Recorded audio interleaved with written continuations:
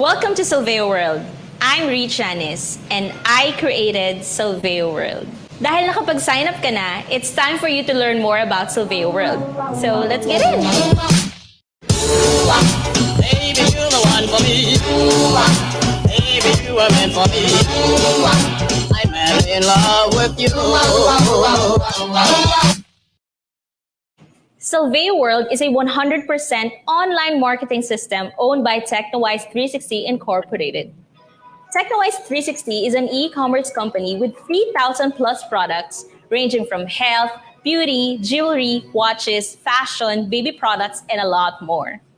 It is a private corporation registered with SEC in May 6, 2013. Over the past few years, TechnoWise 360 has already been recognized by different award-winning bodies. Best Online Business Opportunity in 2015 by Asia Pacific Excellence Awards, World Class Philippine Company in the Field of Online Business Services by WCP Council, Best Health and Wellness Business Opportunity in 2018 by Global Excellence Awards. TechnoWise 360 owns popular brands such as Sophisticada, Argento, and Carpe Diem. Over the past few years, we have already delivered hundreds of thousands of shipments to customers worldwide. So ang ibig sabihin nito, the company behind Solveo World is a 100% trusted, reliable, and stable company. So you have nothing to worry about.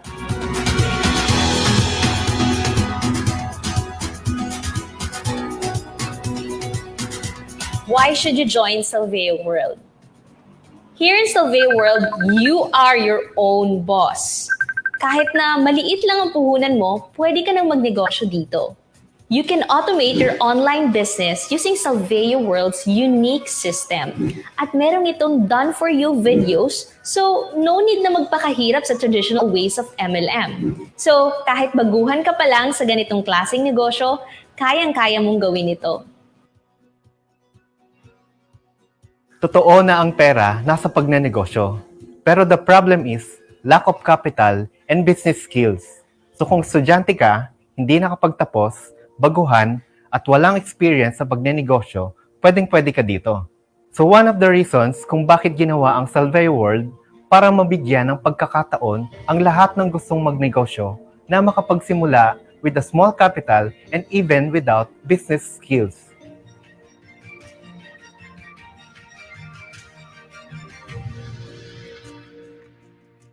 We are a game changer in the industry.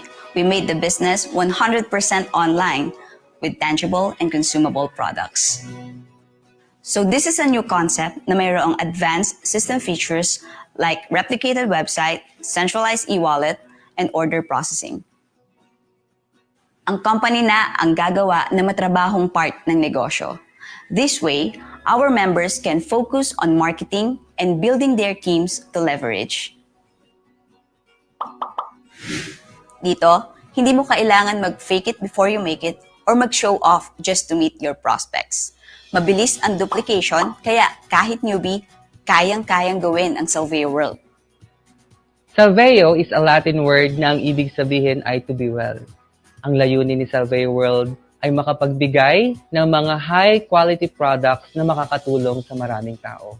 Ang mga products sa Solveo World ay galing pa sa mga best producers around the globe. Kami kasi yung mga tao na hindi pwede na. Quality is our priority. As part of the millennial generation, I always want to travel the world. Solveo World is like a portable business which you can do anytime, anywhere. Ang sarap isipin na nagtatrabaho ka, na wala kang boss, walang nagdidictate sa schedule mo, walang nagsasabi kung kailan ka lang pwedeng mag-leave. Literal, hawak mo ang oras mo. We made Solveo World the perfect automated online business so that people can do it without having to be physically present sa mga trainings and seminars. You can also do it without having to schedule a meet-up to different kinds of people. Doon pa lang kasi mauubos na yung oras mo. We are proud to bring this to people who want to do business at home while taking care of their families. Or kahit saan pa mang palok ng mundo, like sa coffee shop ka sa Paris, you just have to take the mobile phone with you, and you're good to go. So, if you want to have this kind of lifestyle, Solveo World is the perfect business for you. Magkano naman ang pwede mong kitain? Since this is a business, there is no fixed income. Pero the good news is, you can earn an extraordinary income. Just imagine in 15 days, kumita ako ng 20,000 pesos. And in 1 month, 62,000 pesos na hindi ako masyado nag-e-effort. Dito sa Salveo World, ay kumita ako ng 15K in just 1 day. Tulong ng Salveo, kumita ako ng 19,000 sa loob ng isang buwan na konting oras lang yung na-spend ko. Kumita ako ng 6,000 pesos in just 1 day sa tulong ng Salveo World. Sa pagbebenta through online, kumita ako ng 20,000 pesos in a month sa tulong ng Salveo World. Siguro in just 1 month lang, nagkaroon ako ng nasa 20,000 na income. As of now, ang kinita ko na ay 560,000 pesos in just 6 months. Salveo World is here to give hope. It's here to improve life. Here to give you time freedom. Is here to revolutionize the MLS industry. Salveo World is the next big thing.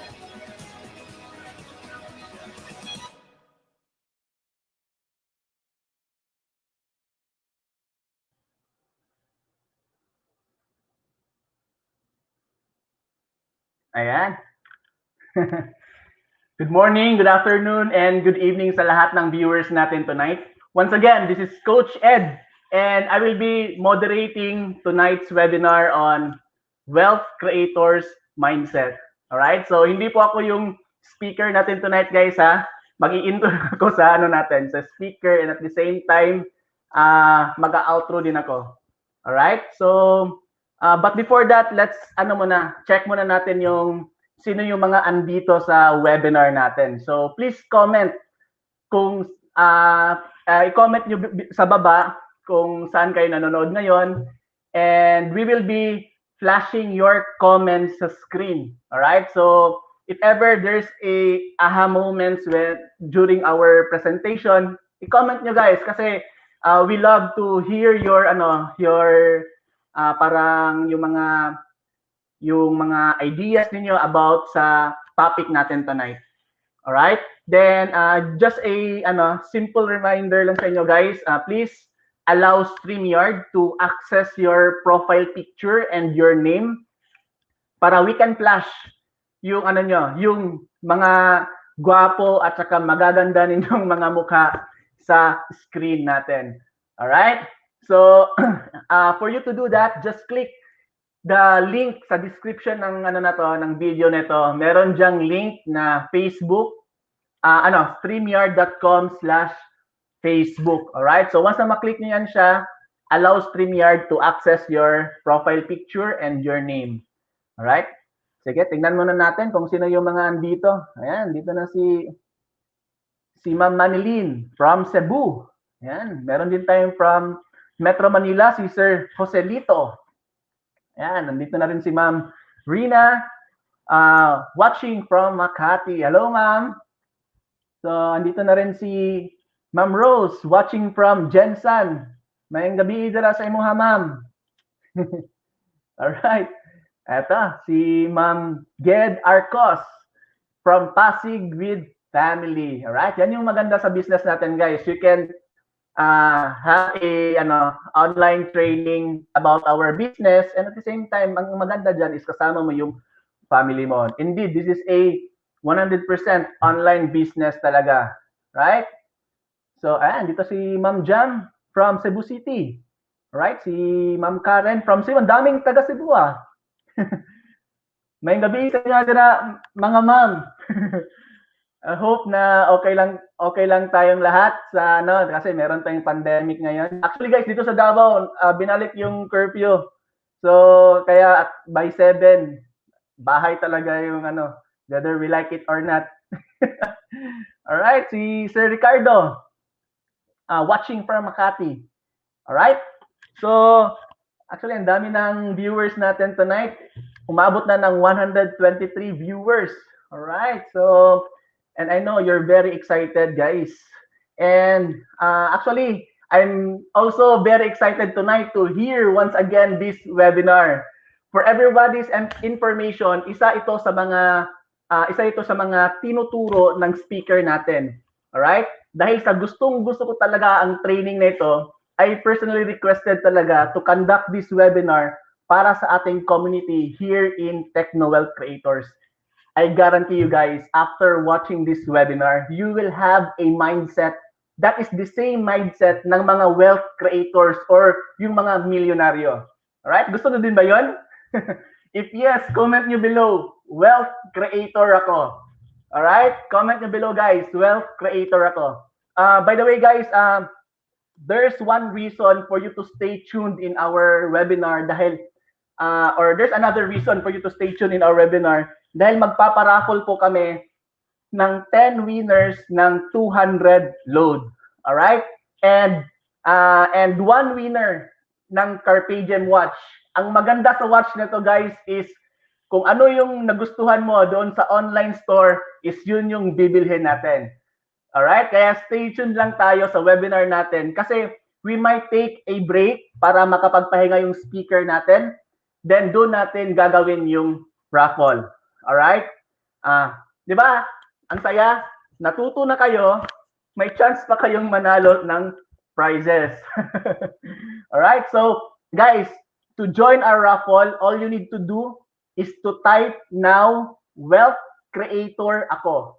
Alright? Then, kailangan meron kayong guys, meron kayong sharer badge. Alright? Kung assuming na pili yung pangalan nyo tapos wala kayong hindi nyo na i-share yung natin, yung webinar natin tonight, so madi-disqualified yung yung pagkapanalo mo sa paraffle natin tonight. So all you need to do, dalawa yung gagawin mo. Number one, you need to share this webinar. Mas maganda, mas marami.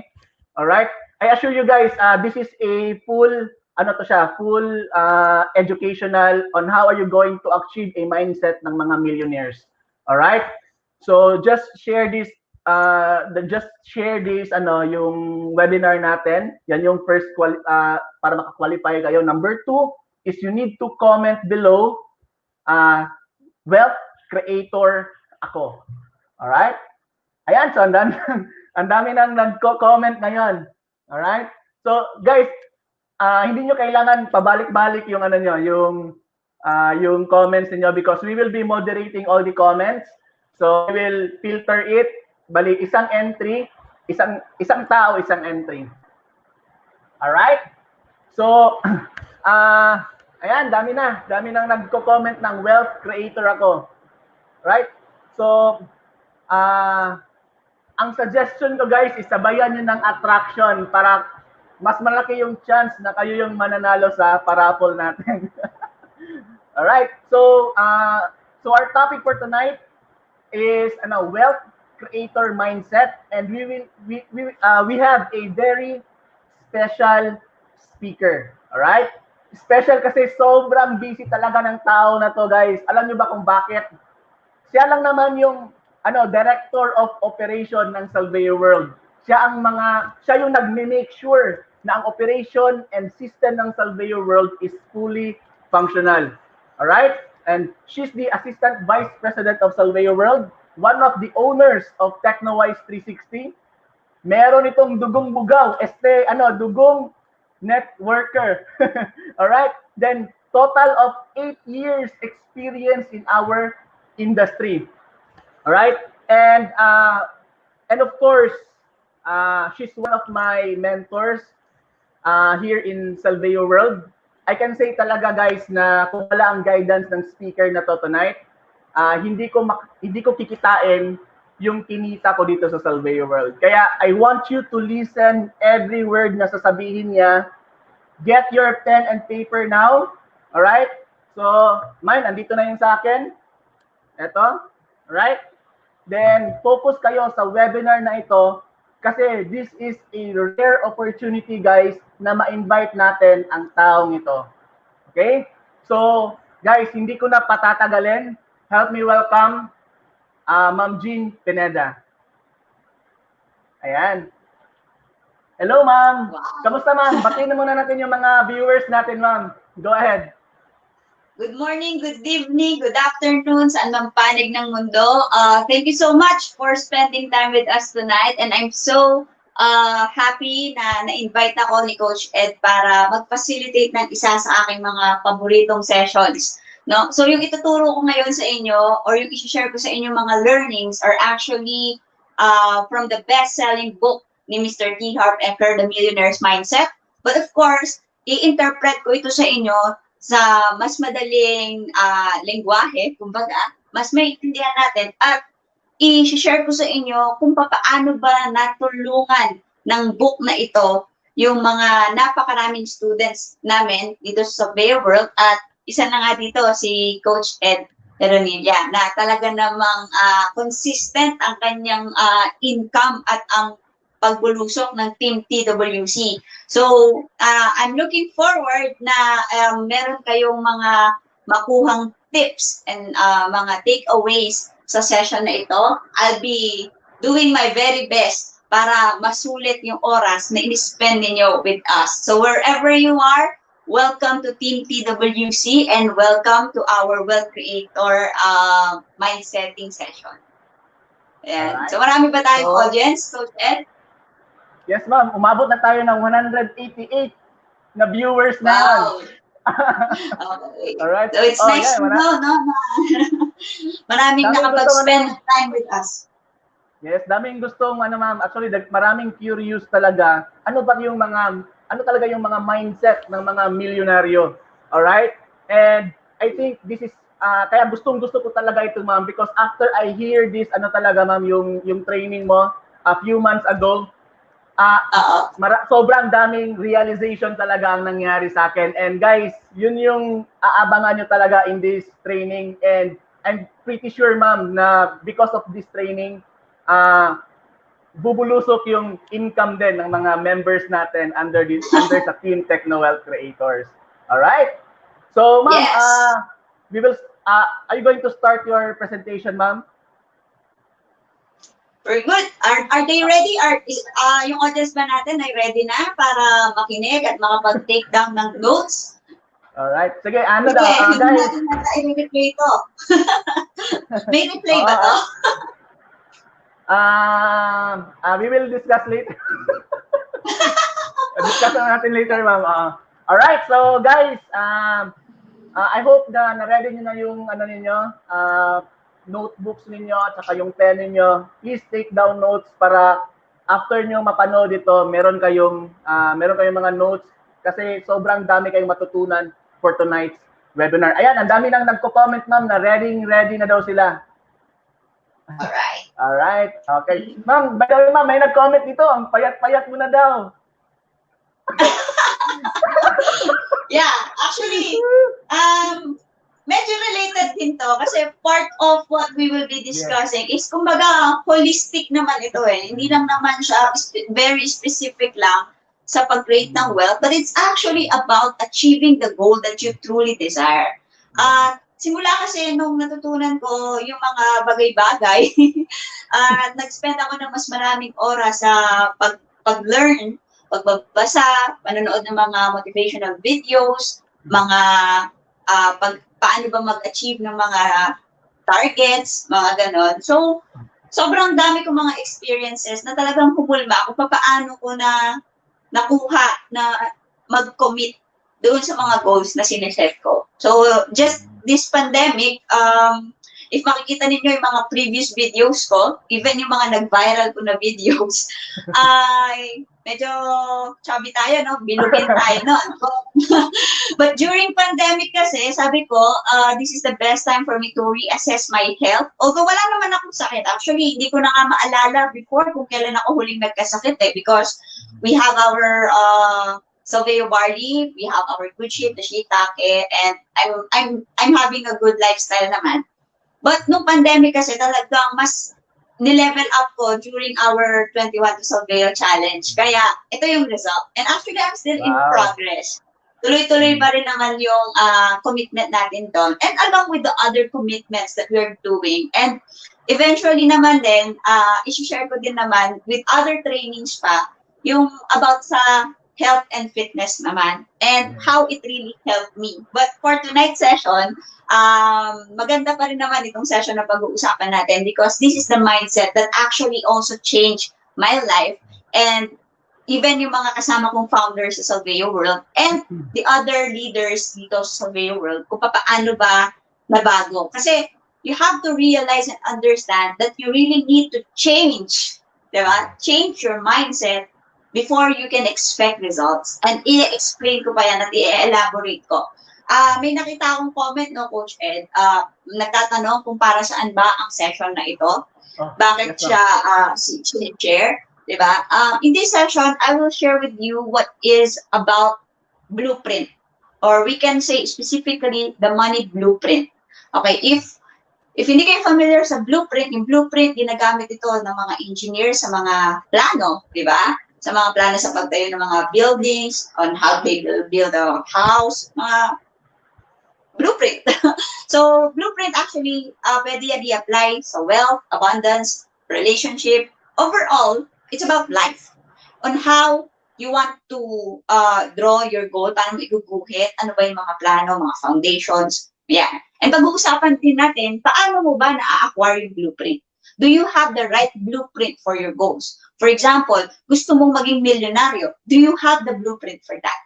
And at the same time, from this book, The Millionaire Mindset, i-share ko sa inyo yung 5 takeaways na sa tingin ko ay mas magpapaintindi sa atin kung ano ba ang difference ng isang wealth creator mindset or millionaire mindset sa poor mindset. And at the end of this session, tatanungin mo ang sarili mo, aling mindset nga ba ang meron ka? Because mahirap mag-move forward papunta doon sa goal mo kung hindi mo naiintindihan yung tamang mindset na dapat meron ka papunta sa goal mo. Ang gagawin mo dyan, mag-iikot-ikot-ikot ka lang. Bakit ko alam yan, Coach? Kasi nanggaling ako dyan. At napakaraming mga students, ang mga nagkwento din sa akin, nanggaling din sila sa ganoong episode ng buhay. Mahirap kasi talagang umalis, especially when everyone else around you, ganun ang buhay. So, saan ka kukuha ng power o ng lesson na magagamit mo so you can move out of that rat race? Okay? So, those are the main topics na pag-uusapan natin at mag-i-insert din ako dyan ng mga other lessons na tingin ko ay makakatulong sa'yo because what I'll be sharing with you guys are from actual experiences. So, kumbaga, mag-i-impart ako sa inyo kung ano yung story ko at paano natulungan ng session na to yung sarili ko at yung mga ibang students namin para mabago yung takbo ng buhay nila. Some are still in progress. I can say that I am also still in progress right now. But the thing is, I'm on my way there. Swerte na tayo kapag nag-umpisa na tayo kasi alam nyo ba, napakarami, milyong-milyong mga tao ang hindi man lang nakakapag-umpisa papunta doon sa pangarap nila. So, I want to ask you right now, ano ba yung gusto natin sa buhay? Okay? Write down on your notes right now, ano ba ang gusto mong ma-achieve? Total, mukhang binigay na sa akin ni Coach Ed yung stage. So, itutuloy-tuloy na natin, no? Umpisahan ko to sa tanong, ano ba ang gusto mo talagang ma-achieve? What are the specific goals na gusto mong makuha? Okay? Then, i-relate natin yung training natin ngayon papunta dyan sa sinulat mong goal. You have to be specific on your goal. Okay?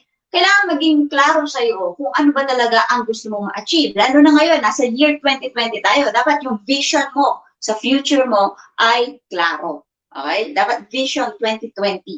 Ibig sabihin yan, sobrang malinaw sa iyo. Hindi pwede yung gusto kong maging mayaman. Kaano kayaman? Kasi kapag ikaw, nakapulot ka ng 20 pesos, mas mayaman ka na compared doon sa net worth mo an hour ago. Kasi nagkaroon ka ng additional 20 pesos. Diba? So, gaano kayaman ang gusto mo? Ano ba yung income? Do not just say 6 digit, 7 digits income earner. Madali kasing sabihin yun. But if your goal is not clear, it will be harder for you to see the way towards it. Okay? So, you have to write the specific goal. And then, my next question is, sino ba dito ang may gusto ng abundance? Okay? Hindi ito yung rich lang, abundance. Ibig sabihin, ito yung siksik, liglig, umaapaw ka. Hindi naman sa, hindi naman sa, ano yun, kumbaga, pagiging selfish, na parang gusto mo, ikaw lang mo. No! there is a lot in the universe. And the more we ask for it, the universe expands. And meron laging nakaalat for everyone. Now, I want to ask you, sino sa inyo ang gusto ng abundance? Raise your hand. Okay? Now, aside from abundance, ay, Coach Jin, hindi naman ako masyadong okay na yung rich lang. Okay na yun. Yung mayaman. How about happiness? Sino may gusto ng happiness? Raise your hand. Okay. So I'm sure a lot of you will raise your hand na some abundance and sa ito, I'm checking your comments. Okay? Ayan. Meron mga me. Oh, abundance and then happiness. How about both? Diba? That's another challenge eh. We have this limitations sa mindset natin na you cannot be happy and rich, or you cannot be rich and happy because you felt like wala namang perfectong buhay eh. Lagi merong kulang. Ay, mayaman si ganito, pero may problema sa pamilya. Ah, masaya naman sila, kaso lagi silang kinakapos. Why can't we have both? Diba? Why is that? Because this is how we were programmed. This is how we were brainwashed. Diba? This is how people want us to think that there are these limitations because I was there. Just to share with you guys, I am actually a former service crew. When I was 16 years old, because, sige, mas agahan pa natin. When I was young, when I was younger, elementary days, ako ay namulat doon sa, may konting luho na. We are running a construction business before when I was young. And at that time, wala pang mall dito sa Pampanga. Wala pang sikat na mall. So, pagka magmo-mall ka, dapat mabiyahe ka pa sa Manila. Eh, meron kaming car. Meron kaming mga ginagamit na sasakyan. So, we can afford. Okay? So, bawat kids meal noon, kompleto ako. Yung mga gamit ko sa school, galing sa mall. Na that time, usually, palengke lang. So, I can say that that time, well off. Pero hindi ko yung nare-realize kasi I was really young. Then, it came to a point naman na nung nagmamature na ako, parang nagiging devastating yung buhay namin ng pamilya ko. What is happening is that the business is failing. And there was this chaos in the family. Kumbaga, nagkakaroon na ng clashing, disagreements, blah, blah, blah, sisihan, blaming, and so on. So, when I was young, I was really programmed to become a person who is not involved into business. Why? I was traumatized eh. Ikaw ba magne-negosyo ka kung alam mo na nag-fail ang pamilya mo? At sobrang na-devastate sila. Parang hindi naging maganda yung flow or yung cash flow sa buhay mo because of the failure in the business. Hindi na, di ba? Ipipilit mo na lang yung sarili mo sa employment. Gagalingan mo sa school para magkaroon ka ng magandang trabaho. And that's exactly what I did. I actually became a working student the age of 16 to help my parents support my studies. Kasi it also came to a point na we already sold our properties. Nawala yung mga sasakyan, yung mga lupa, yan. So, it's hard to accept that fact that at the early age, naka-witness ako ng isang malaking failure doon sa circle ko. I mean, that's my immediate family, right?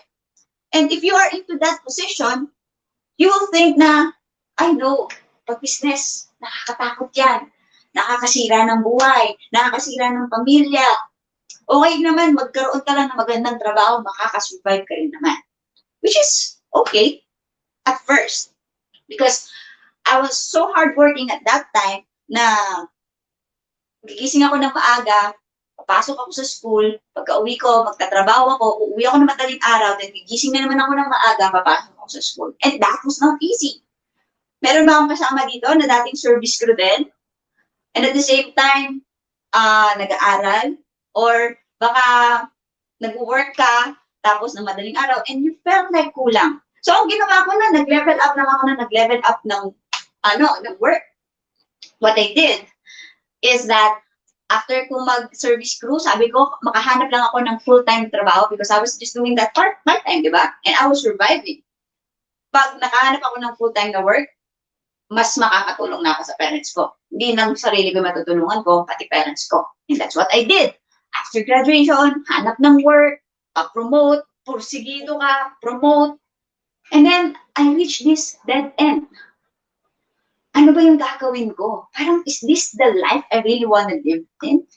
Parang sabi ko, ano ba yung pwede kong gawin? Parang may mabago sa buhay ko. And then that's the time I start searching. Kaya kung ikaw, merong nag-share sa'yo ng video na ito, or merong nag-encourage sa'yo na panoorin mo ang isang napakagandang video na meron ka matututunan o pwedeng magpabago sa buhay mo, you are so lucky and blessed. That person who invited you here to watch this video or this session is a blessing for you because hindi lahat nabibigyan ng opportunity para magkaroon ng chance to watch such session. Kasi hindi naman all the time merong mag-encourage you to watch it. Ako nung time na yun, wala eh. I just realized na this is not the life I want. Okay, I was earning a decent income. I have a good position. I can say na kaya naman bumuhay ng pamilya. But, am I happy? And is that the life I really want? Those are the questions I'm asking myself. And I cannot get any answer sa mga kakilala ko. That's why I need to go out of my comfort zone.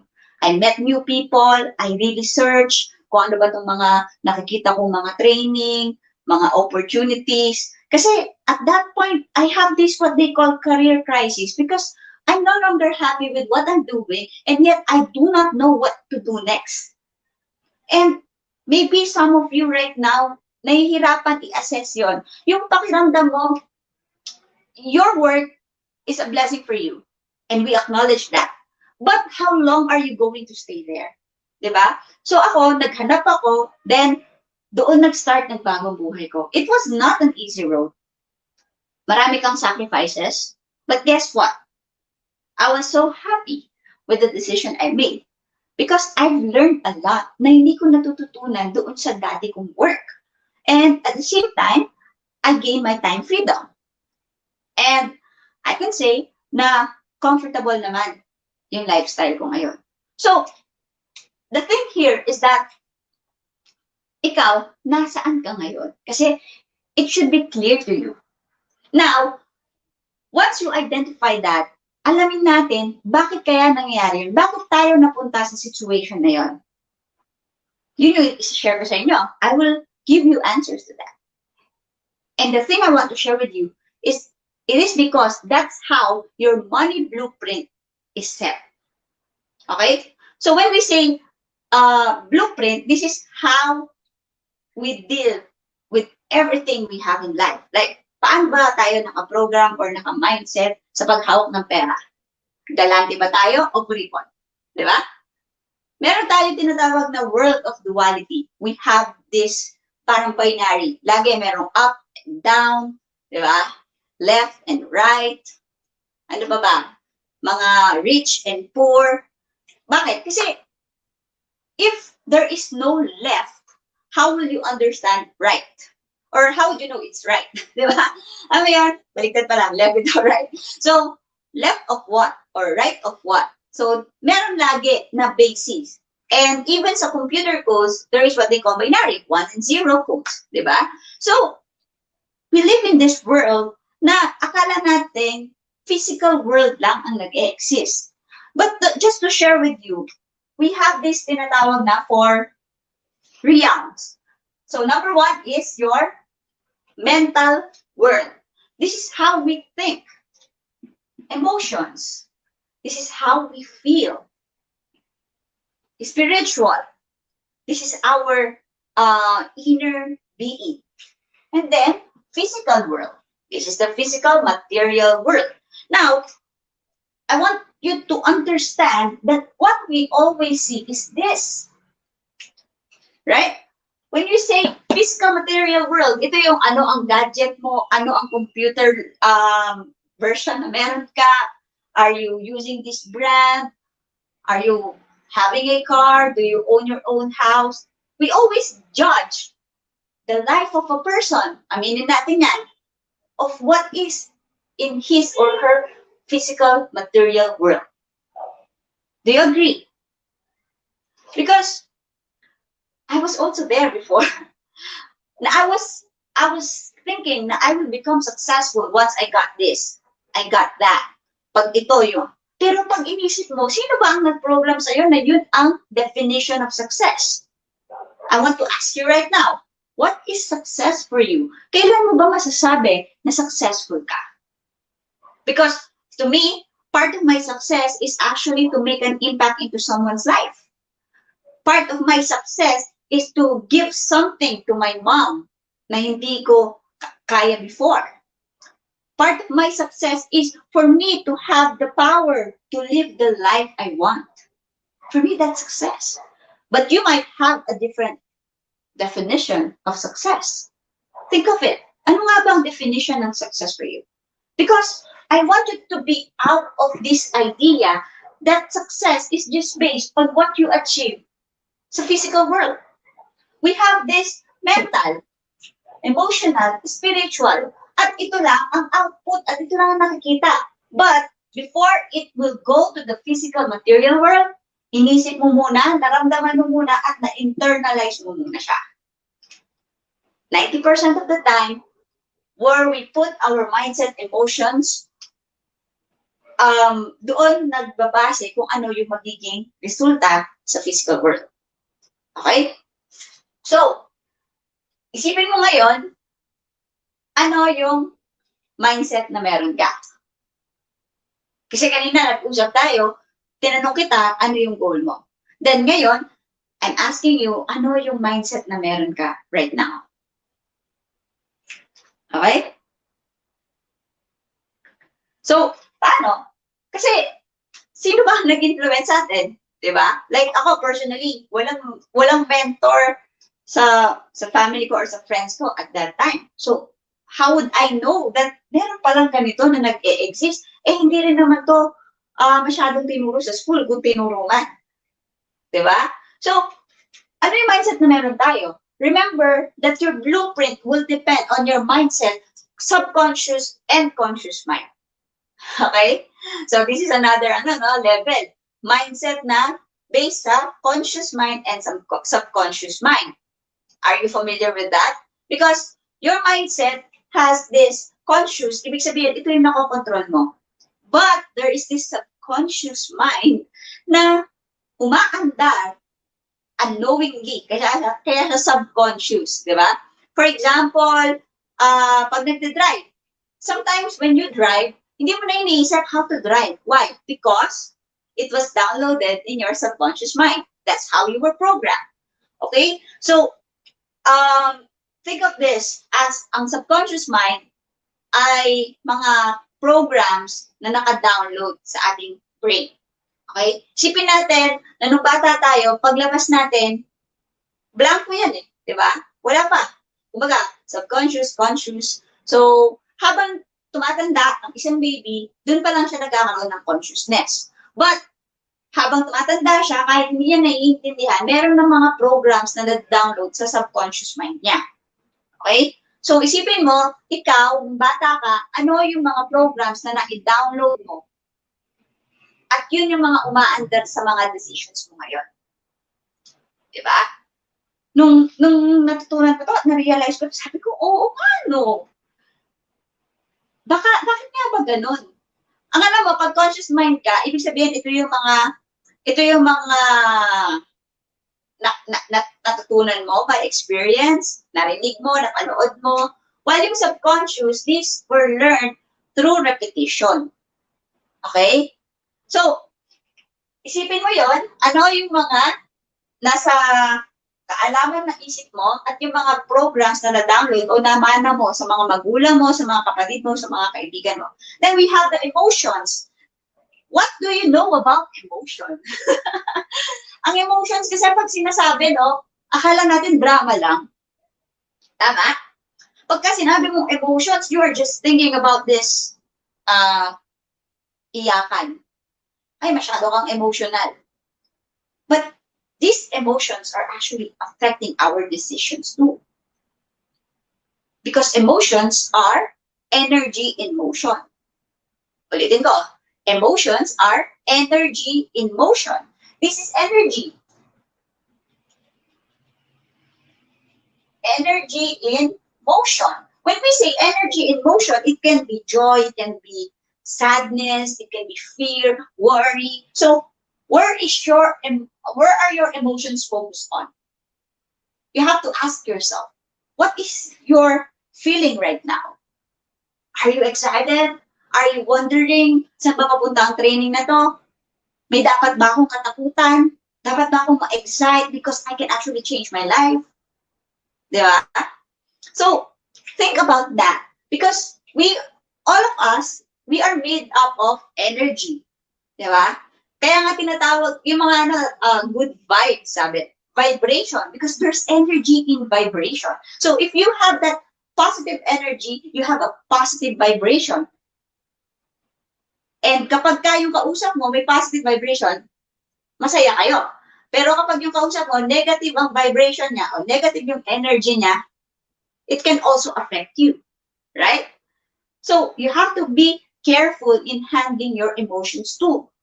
Hindi ka pwedeng magpadala lang sa kung ano yung napapanood o naririnig mo. Alright? So, you have to understand that your emotions are very important in making every decision in your life. It's not just about money. It's a lot of things. Marami siyang pwedeng puntahan. Your relationships, your family, your happiness, your future, your career. And when you got emotional in your decision making and you were not able to handle it right, you will be deciding wrongly. That's why you have to be very careful. Spiritual. Hindi ito yung spiritual belief mo lang about a higher source. Okay? It's about believing that there is this power within you who is guiding you. Okay? This is not about religion. It is about understanding an inner concept of what you really want. And all of this, yan ang dahilan kung ano yung mga nakukuha mo o nararamdaman mo o na-achieve mo dito sa physical world. Okay? Just to illustrate,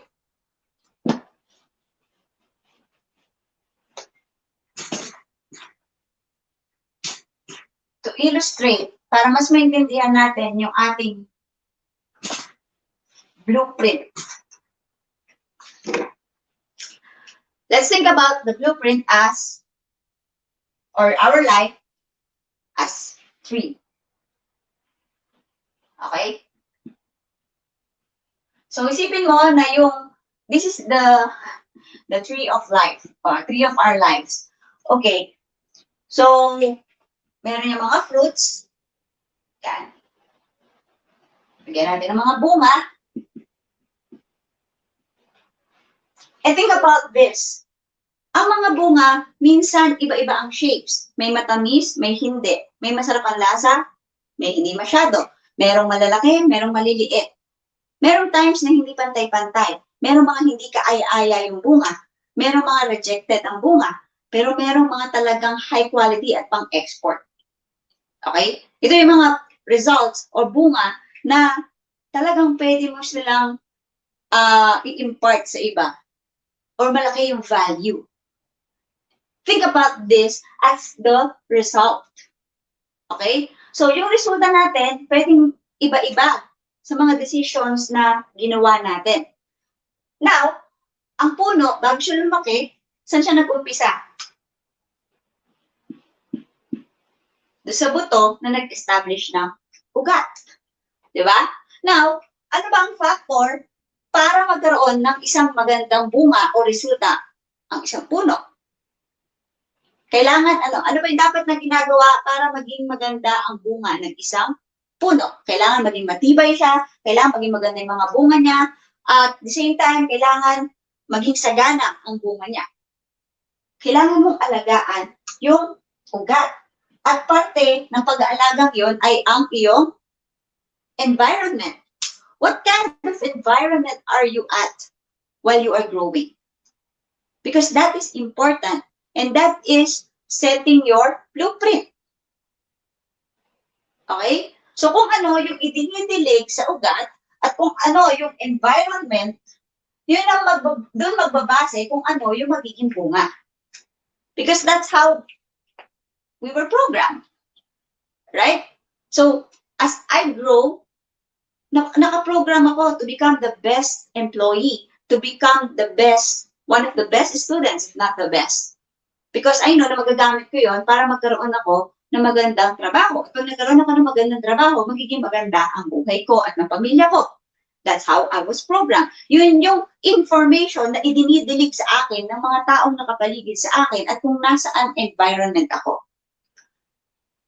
Kaya, nung nagkaroon ng mga resulta ng bunga, merong malaki, minsan masarap, minsan hindi. Merong times na hindi ako satisfied. Okay?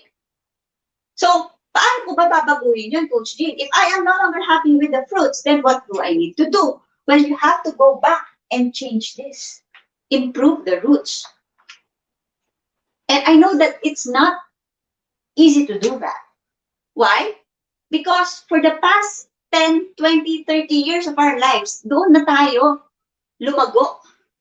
Di ba? Doon na tayo naging comfortable. And it's hard, especially if nobody will guide you. Because a mentor is very important when you are doing these sessions or itong mga decision. Kailangan meron kang guide. The problem there is, sino ang mag-guide sa akin? Normally, ang mga nag-guide sa atin ay yung ating mga teachers, parents, siblings, friends. And if you will look into their lives, do we want the same life? Kasi if our parents are our definition of success, let's say we see our parents as mga successful at yun yung buhay na gusto din natin ma-achieve, then dapat magpa-mentor tayo sa kanila. If meron tayong kapatid na yung na-achieve nila ay gusto rin nating ma-achieve, then pa-mentor tayo sa kanila. Meron tayong mga kaibigan na naging successful doon sa gusto mo ring ma-achieve, then pa-mentor ka sa kanila. But in most cases, or in my case at that time, wala. Doon sa gusto kong puntahan, which is how to get my time freedom and financial freedom, parang gusto ko lang magkaroon ako ng time freedom na hindi na ako compromise yung financial requirements ko. So, saan ako pupunta? Kung sa mga kaibigan ko, lahat, kagaya nung sitwasyon ko. Diba? It's kind of hard. You have to get out of your comfort zone. So, I need to learn more. And then, I need to go back and change my money blueprint. Paano ba ako nag-handle ng emotions ko? Paano ba ako nag-handle ng mindset ko? Ano ba yung thinking ko? Nanonood ba ako masyado ng mga teledrama at naapektuhan yun yung aking mga decisions sa buhay? So, I want you to assess also kung ano ba yung environment na meron ka ngayon, sino yung mga kaibigan mo, at meron bang mga magme-mentor sa'yo so you can achieve the goal that you wrote before we start this session. May pinasulat ako sa yung goal kanina, di ba? Sabi ko, then along the process, sabi ko, ano ba yung mindset na meron ka ngayon? Naka-align ba doon sa goal mo? And now, ask yourself, are you with the right environment who will take good care of the roots para maayos natin yung money blueprint mo? Or kung ano man yung gusto mong ma-improve. Sige, remember, kailangan nating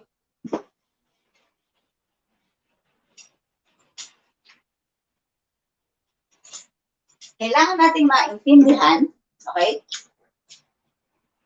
na yung ating mga thoughts, kung ano yung ating iniisip, okay, ay magiging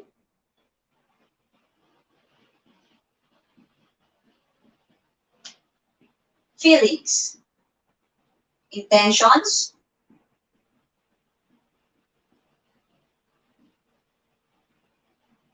actions,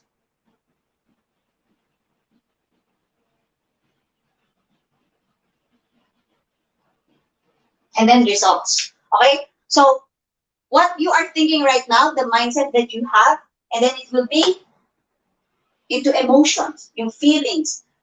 And then you will decide, oh, ano ba yung gagawin mo? That's the intention. At pag ginawa mo na, that's the action. And your actions will then come up with the results. Ito na yung bunga. Now, if you want to become a wealth creator or gusto mo na magkaroon ng result financially and then achieve your time freedom, then you must start with changing your thoughts. Because for the past decades, for the past years, I don't have that kind of thinking. And when I had that change in my mindset, in-apply ko yung repetition is the mother of learning, which is yung paulit-ulit, manonood ka ng mga training, yung success story ng mga tao, then i-assess mo kung alin doon yung mga pwede mong i-apply sa mga buhay mo during the time na kailangan mo magkaroon ng malaking desisyon. Like, ano yung mga malalaking desisyon? Ano yung career na papasukin mo? Ano yung business na gagawin mo? Ano ba yung mga desire or deepest desire na gusto mong ma-achieve? And from there, you can come up with, ang dami ng mga ano ngayon, mga free tutorials, mga videos. Gamitin natin yung power of internet so we can learn more. Okay? So, from there, you will see that yung thoughts ang nauuna. So, napaka-importante yung tinatawag nila na positive thinking. But, hindi siya pwede na positive thinking lang. Dapat nasusustain mo yon. Kasi with all the negative around you, it will be harder for us to keep that thinking on a positive mode. Kasi makapanood ka lang ng mga balita na negative, that can already affect your positive thinking. Ay, babagsak na economy, hindi maganda. This is not the best time to start a business. Diba? And then you will go back to your old practices. But what if you can come up with a business just like other Filipinos na nakahanap ng business opportunity during this crisis? Diba? And what if there are these friends of yours who are also thinking the same thing? Naghahanap din ng mga opportunities na pwedeng gawin during this crisis. If you lost your job, is it the end of the world? Of course, it's not. You can still find ways. But you cannot find ways na nandun ka sa old mindset mo kung saan nakadepende ka lang dun sa work. Eh, nawala na nga yung work. So we need to move forward with the thoughts na talagang magpa-pump up sa atin, mag-fuel sa atin para magkaroon tayo ng intention to make an action and achieve the results that we want to achieve. So I want you to understand that, again, having the wealth creator's mindset is not just, oh, ito yung technique, gawin mo to. Hindi siya ganon. You have to understand where this is coming from. Because again, we have different definitions of success. I mean, yung success mo pwedeng hindi pa success sa akin, at yung success for me is not a success for you. You have your own. But you have to keep in mind that that is very important. The blueprint is very important. Paano ba natin na-acquire yung ganitong klase ng blueprint? Nabanggit ko kanina na majority of us, we were influenced by our parents, by our teachers, siblings, friends. And if wala sa mga nakapaligid sa atin, sa environment natin, yung roots natin, magkakaroon ng yung resulta na hindi naman talaga natin gusto. Because yung roots, iba. Diba? So, number one, your blueprint is being set verbally. Okay. When we say verbal, ito yung naririnig natin. Pumapasok ito sa ating mindset, subconscious mind natin, nada-download ito as our programs, and nagkakaroon ito ng effect sa kung paano ba natin na-perceive, per se, ang money. For example, we often hear mga negative na mga salita na naka-relate sa money, right? For example, money is the root of all evil. Meron mga nagsasabi na pagka nag-aspire ka ng or nag-aim ka na magkaroon ka ng maraming pera, magiging masama ka.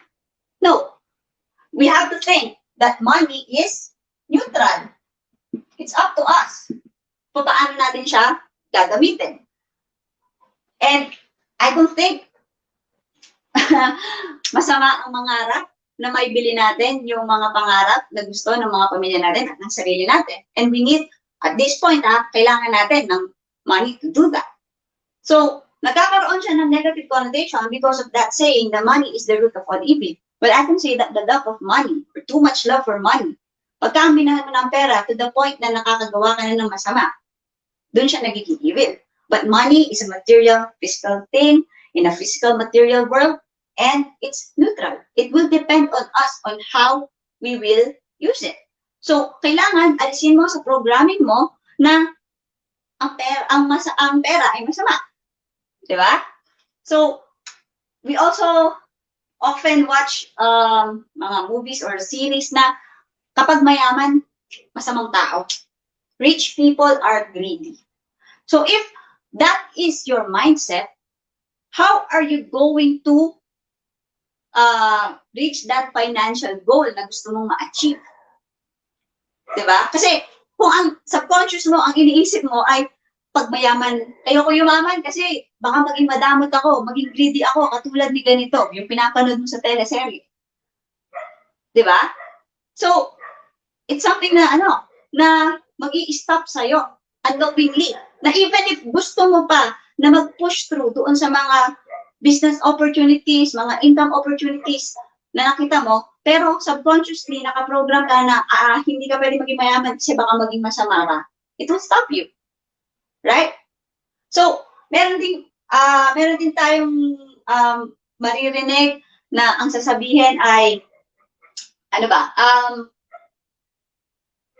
you have to work hard so you will become rich. So, parang kailangan, para maging wealthy ka, you have to work hard. So, aside from working hard, you should also work smart, right?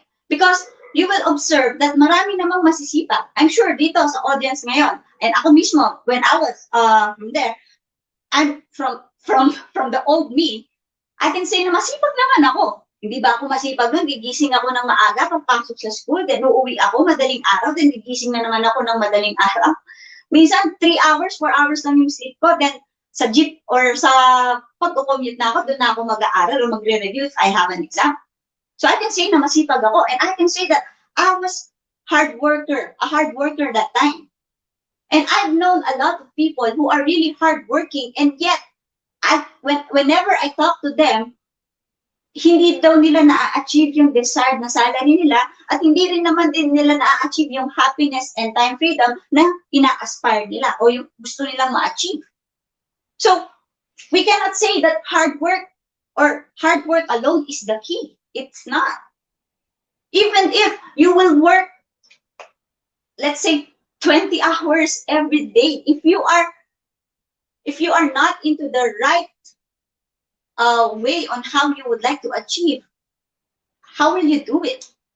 Diba? Unless, for example, you are building a business. Building a business pag nagsiset up ka ng business, talagang tatrabahuhin mo siya.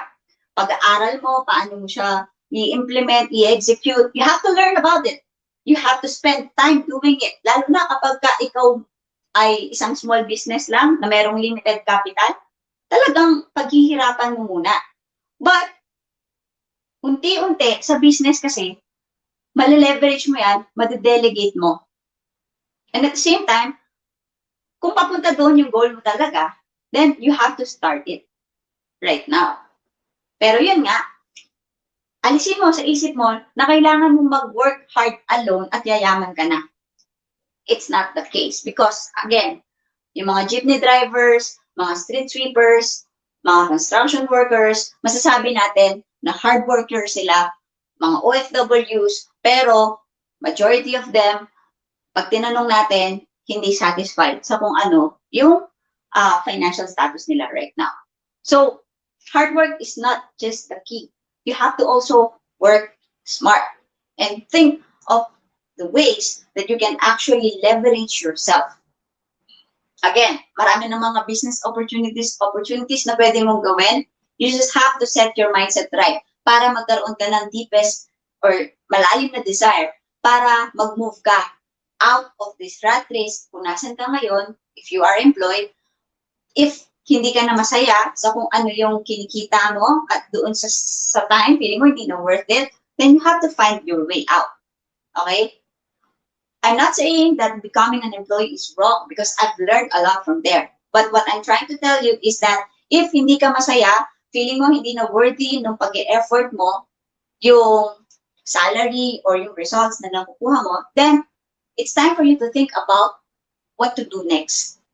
Okay? Because if you will not make that switch or hindi ka aalis dyan, hindi mo babaguhin yung mindset mo, hindi ka mag-aaral ng something new, darating sa point na ma-expose ka, mapapagod ka, na magdadahilan ka na para lang hindi pumasok. Kasi I've been there. I was dragging myself to work because I'm no longer happy. Sabi ko, hindi na talaga ito yung gusto ko, but I have to go to work. Then, I need to make a decision. But to make that decision, I need to change my blueprint. So, think about what your blueprint is.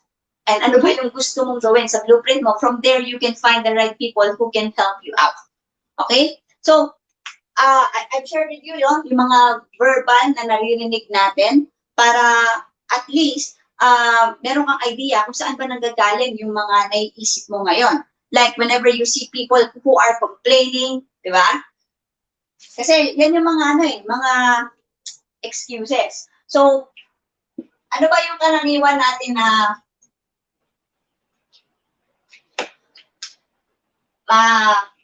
experience pa is or nakaka-apekto sa ating blueprint, yun ay ang modeling. Okay? When we say modeling, hindi ito yung fashion, ha? When we say modeling, it is the people around us o paano pa natin nakikita. So, isang example na nabanggit ko kanina ay yung mga napapanood natin sa mga teleserye. Merong mga instances na feeling natin masama ang mga mayayaman o meron namang mga love teams or couples na yung isa mahirap, yung isa mayaman, tapos hindi sila pwede, or yun yung mag-aamon sa kanya sa kahirapan, or meron tayong kapitbahay na nakapag-abroad, nakapagpagawa ng bahay, di ba? So, ang goal natin ngayon is makapag-abroad din para mapagawa natin yung bahay natin kasi nakikita natin sa kapitbahay natin yung mga goals na gusto natin ma-achieve. So, mag-abroad din tayo. Pero, sa isang family or sa bahay, which is where we are really start learning, if you are a batang 80s o batang 90s, ano ba yung models natin before? Parents, di ba? Yung tatay natin, siya ang nagtatrabaho, yung nanay natin nasa bahay, siya yung nag-aalaga, nagluluto, nag-aayos sa bahay. So, kapag tumanda tayo, feeling natin or pakiramdam natin, ang lalaki ang provider talaga dapat. At ang babae, nasa bahay lang, nag-aalaga, nagluluto, nag-aayos. Pero time has changed. Ngayon, napakarami ng mga mommies ang naging working mom din. At napatunayan na kaya din nilang mag-provide for the family. But, kapag nanggaling ka doon sa modeling set kung saan ang tatay ay nagtatrabaho at ang nanay ay nasa bahay lang, at lalaki ka, for example, at ang asawa mo ay nagtrabaho, may tama yun sa ego, right? Parang may kurot. Ako yung lalaki. Dapat ako yung nagtatrabaho, hindi yung asawa ko. Dapat nag-aalaga lang siya ng anak. Dapat ako yung nagpo-provide. And kapag hindi mo mai-provide yung mga pangangailangan sa school, hindi mo mai-provide kung ano yung mga pangangailangan ng mga anak mo o pamilya mo, you feel bad, right? And it is causing fight or nag-aaway yung mga mag-asawa minsan. I've been into these sessions with some couples na nagiging issue talaga nila yan. Why? Because yung modeling nga na pinanggalingan ng isa ay gano'n ang setup. Dapat siya ang provider. Ang asawa niya, kasi nagtatrabaho lang. Ang asawa naman niya, galing siya doon sa model set na nagtatrabaho yung kanyang nanay. At naging maayos ang buhay nila. Nagtatrabaho sila pareho.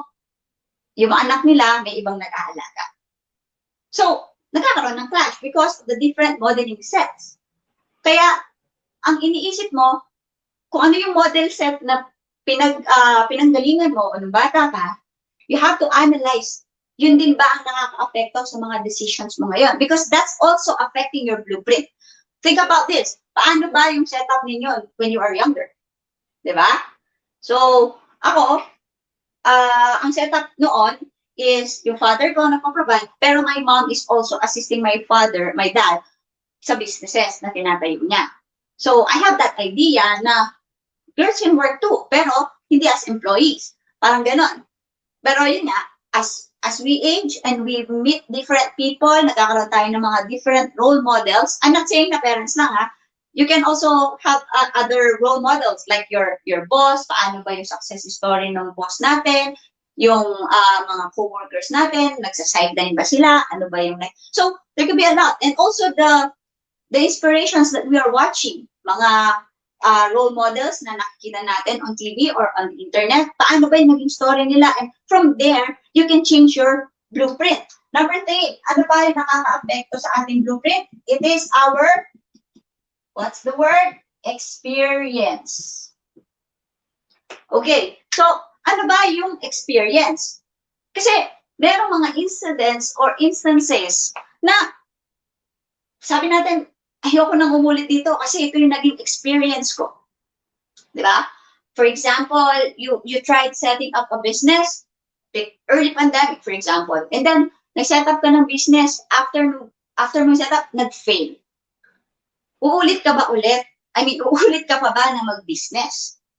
Kasi, if you were programmed na failure, pag nag-business ka, malaki ang chance na malugi ka lang, matatalo ka lang, eventually, blah, blah, blah. Pag na-experience mo yung failure, you will just confirm it. Ay, oo nga. Pag talaga nag-business ka, malulugi ka lang or matatalo ka lang. Without realizing na bago mo pa inumpisahan yung business mo, nakaset ka na to fail. Why? Because your subconscious programming is already set that businesses are failing. Right? So every mistake of your staff, every wrong decision, every complaint, feeling mo, pinupush ka to stay away from the business. Because of the experiences that we had. Like, I had this struggle before when hindi pa namin tinatayo yung company.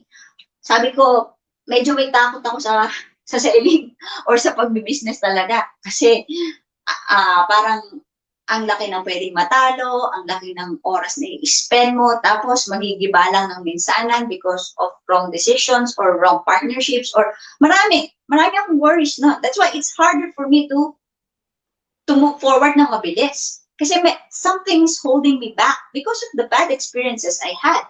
And hindi naman natin mabiblame basta-basta. Pero ang challenge doon is if you are caught or trapped in those experiences or not so good experiences, paano ka mag-move forward? Okay, you failed. What are you going to do next? Right? Failure. When you say fail, that is your first attempt in learning. First attempt in learning. That's why you failed. Maybe, yun nga, hindi mo pa na-experience to. First time mo ma-experience, that's why you failed. But in life, it's not about being pushed down or being pulled down. Hindi yung may mga instances or challenges na hindi umaayon sa kung ano yung plano mo and you felt like failing. It's not about really yung mga pagkakataon na down ka. It's the times that you are getting back up. Because you have the saying, di ba? Winners never quit and quitters never win. So with that one failure that you had experienced and you never tried again, then you are already a quitter. And when you are a quitter, how are you going to win? Maybe that's not your game, so you can play another game, right? Maybe this business is not for you, or maybe there's this bad timing. Okay, what am I going to do next? Because hindi naman hihinto ang buhay natin pagka nag-fail tayo. As long as we breathe, as long as we are alive, there is this chance for us to learn something new and apply this and start something new. Imagine how many people lost their jobs, how many businesses closed during this pandemic crisis, not only here in the country, but across the globe. Yun na ba ang dahilan para mag-stop tayo to thrive? Because it will just be the end if we stop walking. Right? Even if when you are driving, napunta ka sa isang kanto, tas dead end, ano, dun ka na lang forever? Hindi naman, di ba? You will find another way. Haalis ka doon. Kahit wala ng gas o sira pa yung sasakyan mo, nang nandun ka sa dead end na yun, you will find a way. Kung kailangan mo maglakad, maglalakad ka. Why? Because the only time that your life will end there is when you stop breathing. Or if you choose to stay on that dead end. Diba? So, if you want to achieve the goal that you've set, you have to learn how to move forward despite of the bad experiences. Because I'm telling you, your journey to your success or your journey into financial freedom, to wealth, to abundance, it is not that easy. Marami kang challenges. Mawalan ka lang ng internet, that's already a challenge, right? But the question there is, how are you going to respond? Kung ano yung circumstances na binibigay sa atin, those are the things that we cannot control. But what you can control is actually 90% kung saan magagaling yung resulta mo. And that's how you will react or respond. Diba? So, you have to make sure that your mindset is ready for that. You have to understand that your mindset must be strong enough to face whatever challenge. Because lahat ng milyonaryo, maliban doon sa mga nagmana lang, naging milyonaryo, yung mga self-made, wala kang maririnig sa mga yan na wala silang challenge na na-encounter. Maraming challenges yan. And that is the problem in most cases, no? Marami sa atin, ang iniisip natin, para maging successful, madali lang. Kasi, isang factor dyan is, madalas, ang nakikita natin sa mga successful na tao ay yung success na nila. Kumbaga, hindi na natin nakikita ano ba yung mga hirap unless kasama ka nila doon sa buhay nila. Nung hinaharap nila yung mga challenges na yun, ano yung mga ginawa nila. Kasi, madaling makita na, ayan, si Amazon, di ba? Si Jeff Bezos, 130 plus billion ang net worth. Nakita mo, successful siya. Pero bago niya na-put up ang Amazon, ano ba yung hirap na pinagdaanan niya? Ano ba yung sacrifices na ginawa niya? Ilang beses kaya siya nag-fail? Would you believe that Steve Jobs of Apple was actually, after setting up the company, napalitan siya, na-kick siya as the CEO? Diba? How painful was that? It doesn't mean that when you are in your journey to financial freedom or to this what we call wealth creators, para maging isang wealth creator ka, it doesn't mean na lagi may sunshine, lagi puro blessings. Kasi madali naman magtuloy-tuloy sa journey mo kung puro sagana kung puro naayon sa'yo, di ba? But the question is, how are you going to handle a challenge? Kasi if your mindset or your blueprint is not set to that, mahihirapan ka din talaga na masurpass yun. So the key is actually to ensure that your blueprint is set to what your goal is. So your wealth psychology mindset should be aligned to what you really want to achieve. What I'm trying to tell you or share with you right now are the basic concepts and principles kung ano yung mga nakaka-apekto sa blueprint mo. Okay? So, ito yung mga karaniwan na ginagawa ng mga negative na tao when circumstances are affecting them. And you have to make sure that you are not doing this. Okay? Number one, na ginagawa ng mga negative na tao o yung mga, sabihin na natin, hindi nakaset ng tama ang blueprint is, what's the word? Complaining. Okay, complain. Kaliit-liit na bagay, inirereklamo. Okay? Because when your mindset is actually not set, your mindset is just programmed to complain. Kailangan ko magreklamo kasi karapatan ko to bilang isang customer, bilang mamayang Pilipino. So, lahat ng mga pwede mong ireklamo, post mo, isi-share mo, puro negative. You will always complain that the system or the government is bad, the economy is like, ano ba, hindi laging maganda ang services, or the economy status is really wrong. Mga ganon. Lahat, inirereklamo mo. So, how can you find solutions if you are always focusing on problem?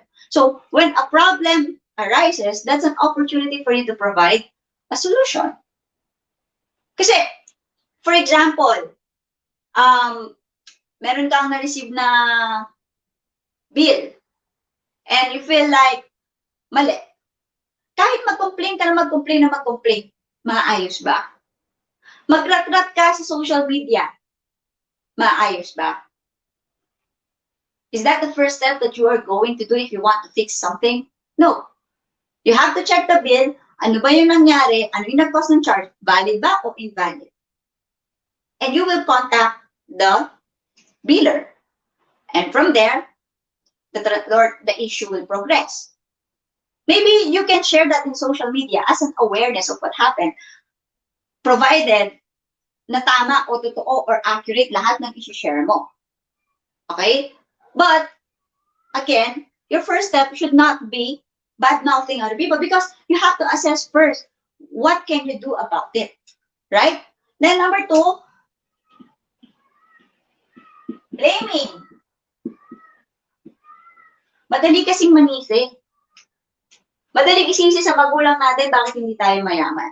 Madaling isisi sa kaibigan natin kung bakit hindi tayo nakapasa sa isang subject. Kasi baka hindi tayo pinakopya.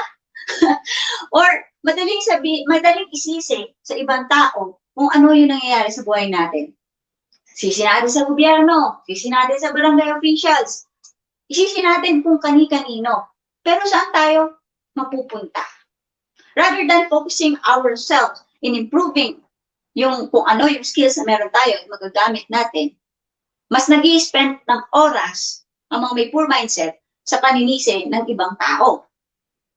Ay, kasalanan ito ni ganyan, kaya nagutom yung pamilya ni ganito. Mali kasi yung decision ni ganito. Isisisi mo sa partner mo, sa asawa mo, sa kapatid mo.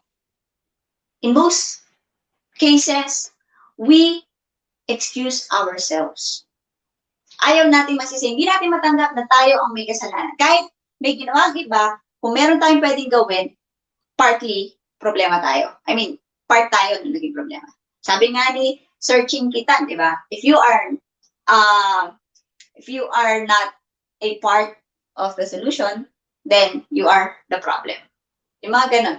So, you have to open your mind on finding solutions on some scenarios or on certain scenarios in your life rather than blaming it to other people. Because what happened in the past is something we cannot change, right? Kasi hindi na natin mapabalikan yun. But there is something that we can do right now. Probably to help that person para hindi na maulit, para hindi na niya gawin ulit. Or if hindi niya talaga, or ugali niya talaga yun kasi Coach Jean, kaya ganito, ganyan. Sinadya na talaga yun, blah, blah, blah, blah. Then, that's a lesson learned for you. Do not make a transaction with that person anymore. Diba? Kasi if you would just continue blaming except yourself, you are forgetting that you also need to improve yourself. Kasi if you are always blaming, that's already making an excuse and it's sabotaging you to improve yourself, to improve your blueprint, to reach your goal. And number 3, justification. Poor mindset loves justifying. So when we say justifying, nagbagawa tayo ng excuses para, alam mo yun, hindi na natin iniisip na important. For example, ano yung justifying? You are saying na, okay lang kahit na di ako mayaman. Okay lang, di naman masyadong important ang pera. Bakit mo sinasabi yun? Malamang, kasi as of that time, wala kang ganun. Diba? So, isipin mo, kung kapag ba sinasabi mo sa sarili mo na, hindi naman importante ang pera. Isipin mo to, ang isang tao ba, pag sinabi mo sa kanya na hindi ka mahalaga sa akin, mag-i-stay ba siya? Kapag hindi mo pinapahalagahan yung value ng isang tao, mag-i-stay ba siya? Yung ibig sabihin niya, yung positive na pag-stay. Hindi, di ba? Ang isang tao hindi mag-i-stay kapag yung attention mo wala sa kanya. And I recommend na you have to treat money as important as you think it is. Kasi conscious mind mo, alam mo, importante siya. Pero yung subconscious mind mo, nakaprogram siya lang, okay lang naman, nakaka-survive naman tayo.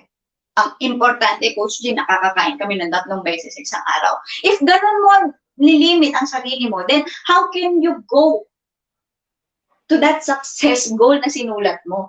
Kasi in reality, if that's your mindset, money will not even come to you. Or hindi yan magtatagal sa'yo. Why? Because in the first place, you're telling it na you're not important to me. Oh, so kung sabihin ng mindset, why should I stay with you?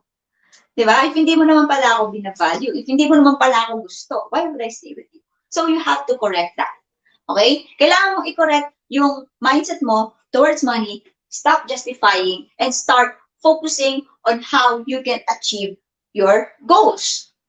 Okay? You have to set your blueprint correctly and aligned with your goals para meron kang sinusundan.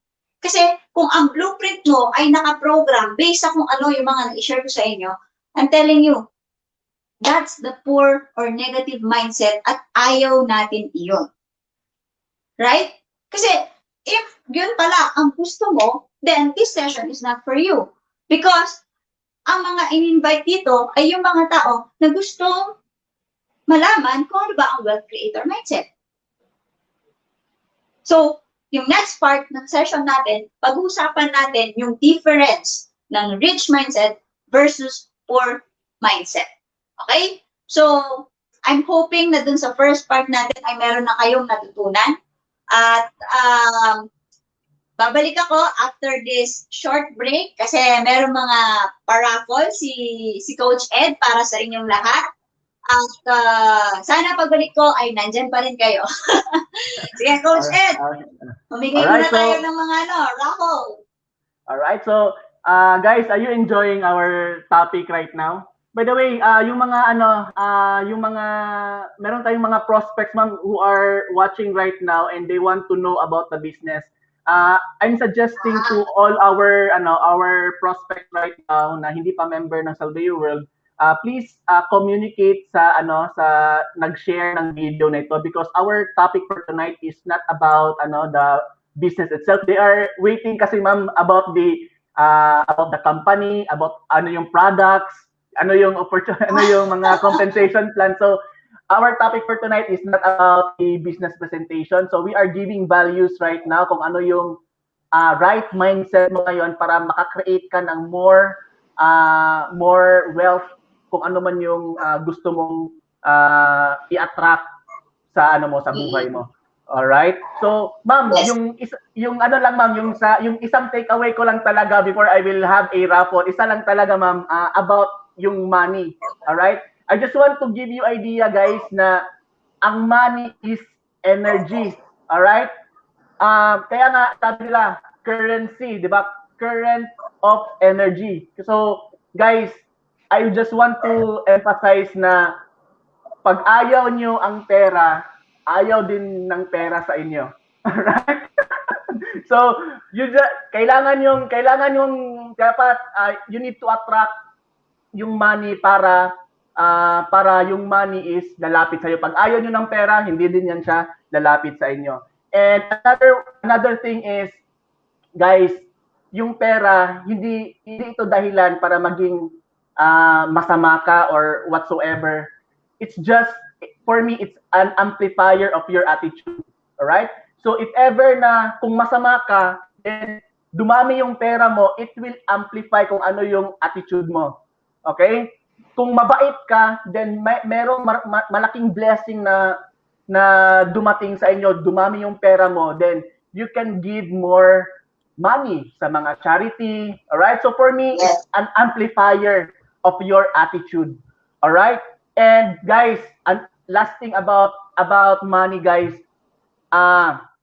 This is one of my favorite parang nakuha na statement from Sir John Calog. Sabi niya, if you are poor, wala ka sa plano ng Diyos. Di ba? Kasi ganito yan guys. Sabi kasi ganito kasi yan guys. According sa sa Bible, Jeremiah 29:11, for I know the plans I have for you, all right? Declares the Lord, plans to prosper you and not to harm you, plans to give you hope and a future. All right? So, ang plano ng Diyos sa inyo guys is para maging wealthy ka, maging prosperous ka kung ano man yung gusto mo sa buhay. All right? Kaya nga sinasabi nga ni Sir John, guys, dapat kailangan yung i-attract yung money or dapat wealthy ka in all aspects of life, yung sinasabi ni Ma'am Jean in terms of mental, in terms of spiritual, in terms of health, and of course in terms of physical. All right? So please money is very important in our, wag kayong maniwala sa mga yung pinoprogram sa atin sa society, which is yung sabi ni Ma'am Jean, pag mayaman ka, masamang tao, 'di ba?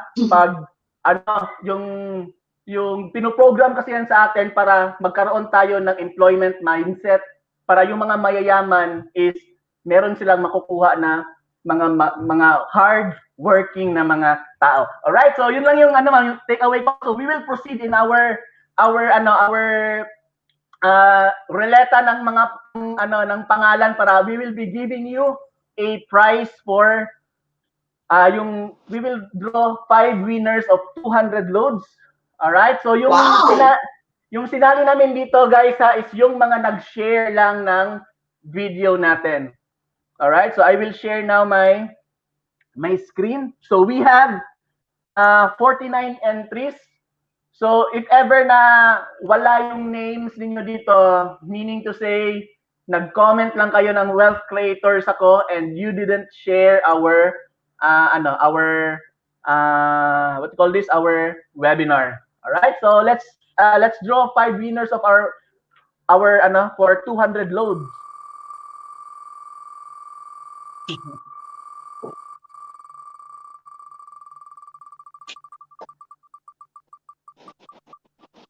Ayan.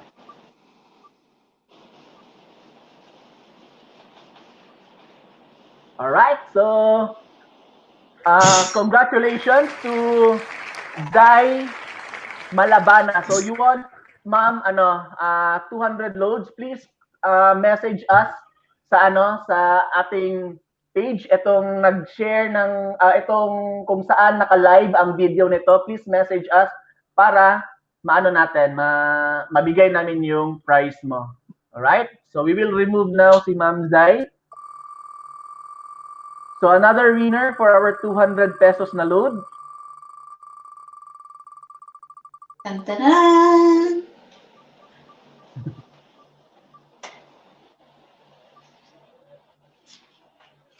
Ayan, si Love. Ganda ng pangalan ni ma'am. Pag-ibig. Alright. So let's remove. Ayan, congratulations ma'am. Please message us sa Facebook page para maibigay namin yung yung prize ninyo. All right, another one.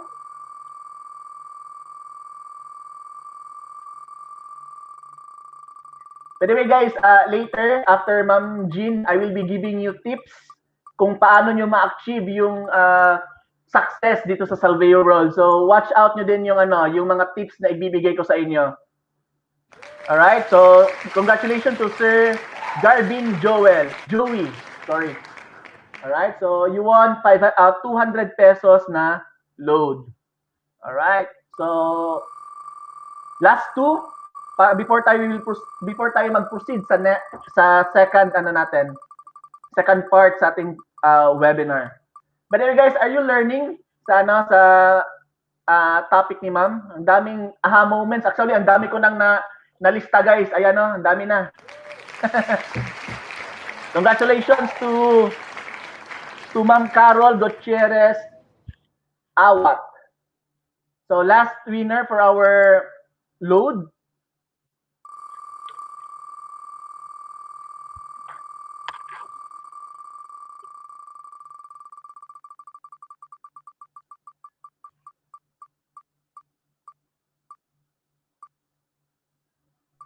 Ayan.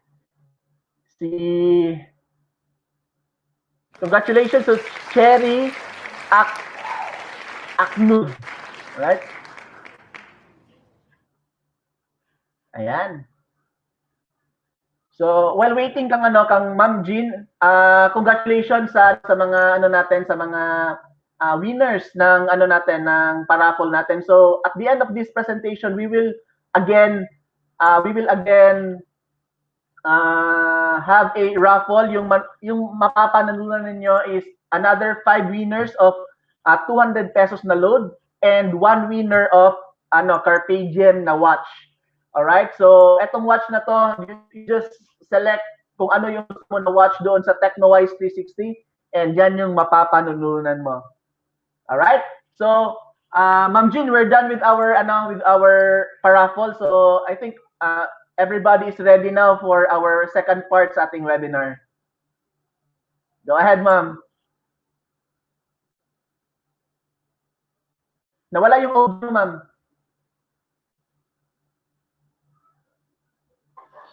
Ayan, okay na.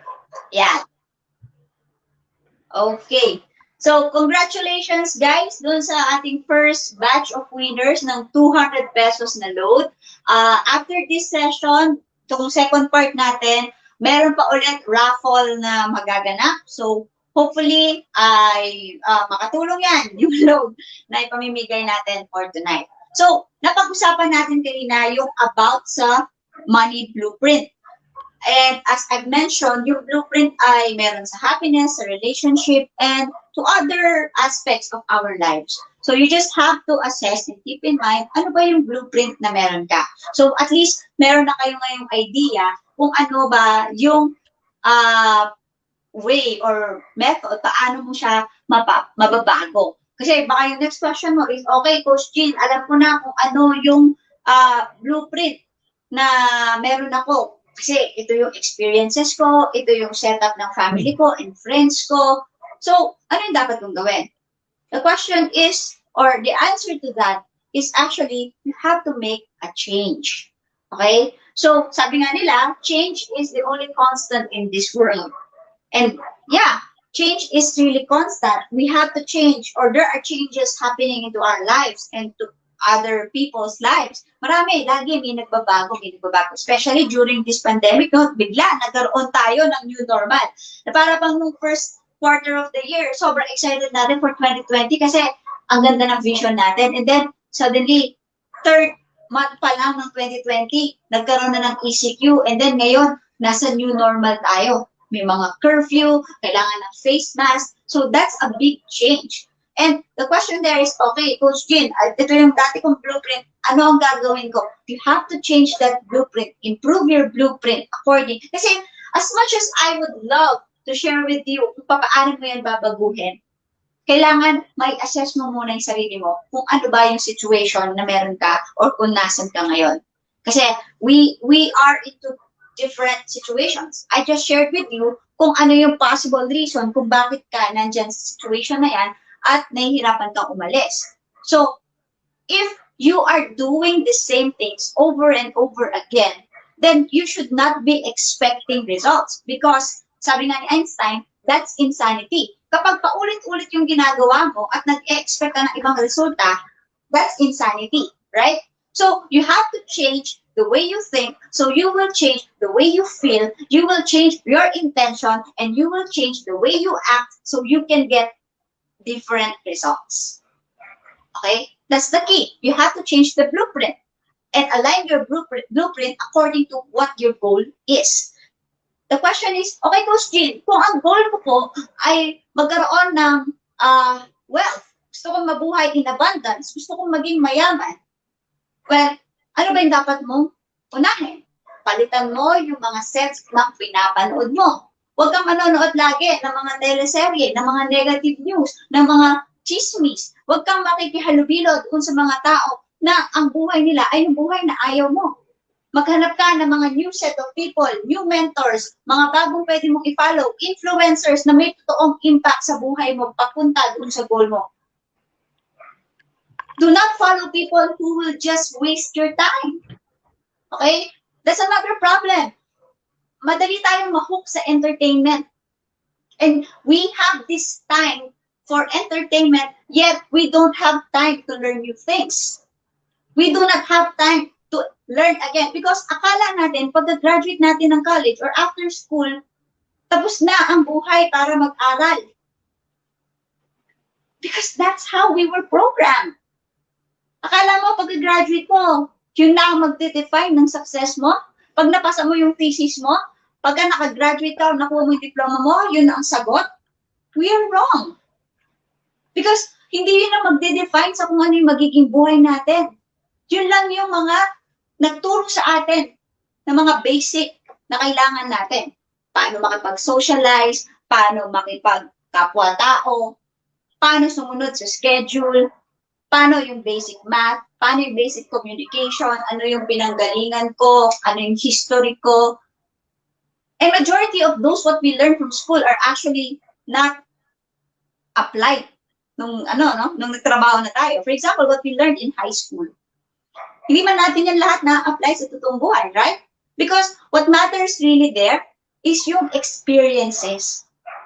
Yung experiences na binigay sa atin, yung commitment na tinuro sa atin to become the best person we can be. But the problem is, nag-stop tayong mag-grow pagkatapos natin mag-graduate. Dahil na mindset tayo na doon na tayo eh. Pagka-graduate natin, kailangan natin maging magaling na employees, magpa-promote, magpataas ng sahod. That's it.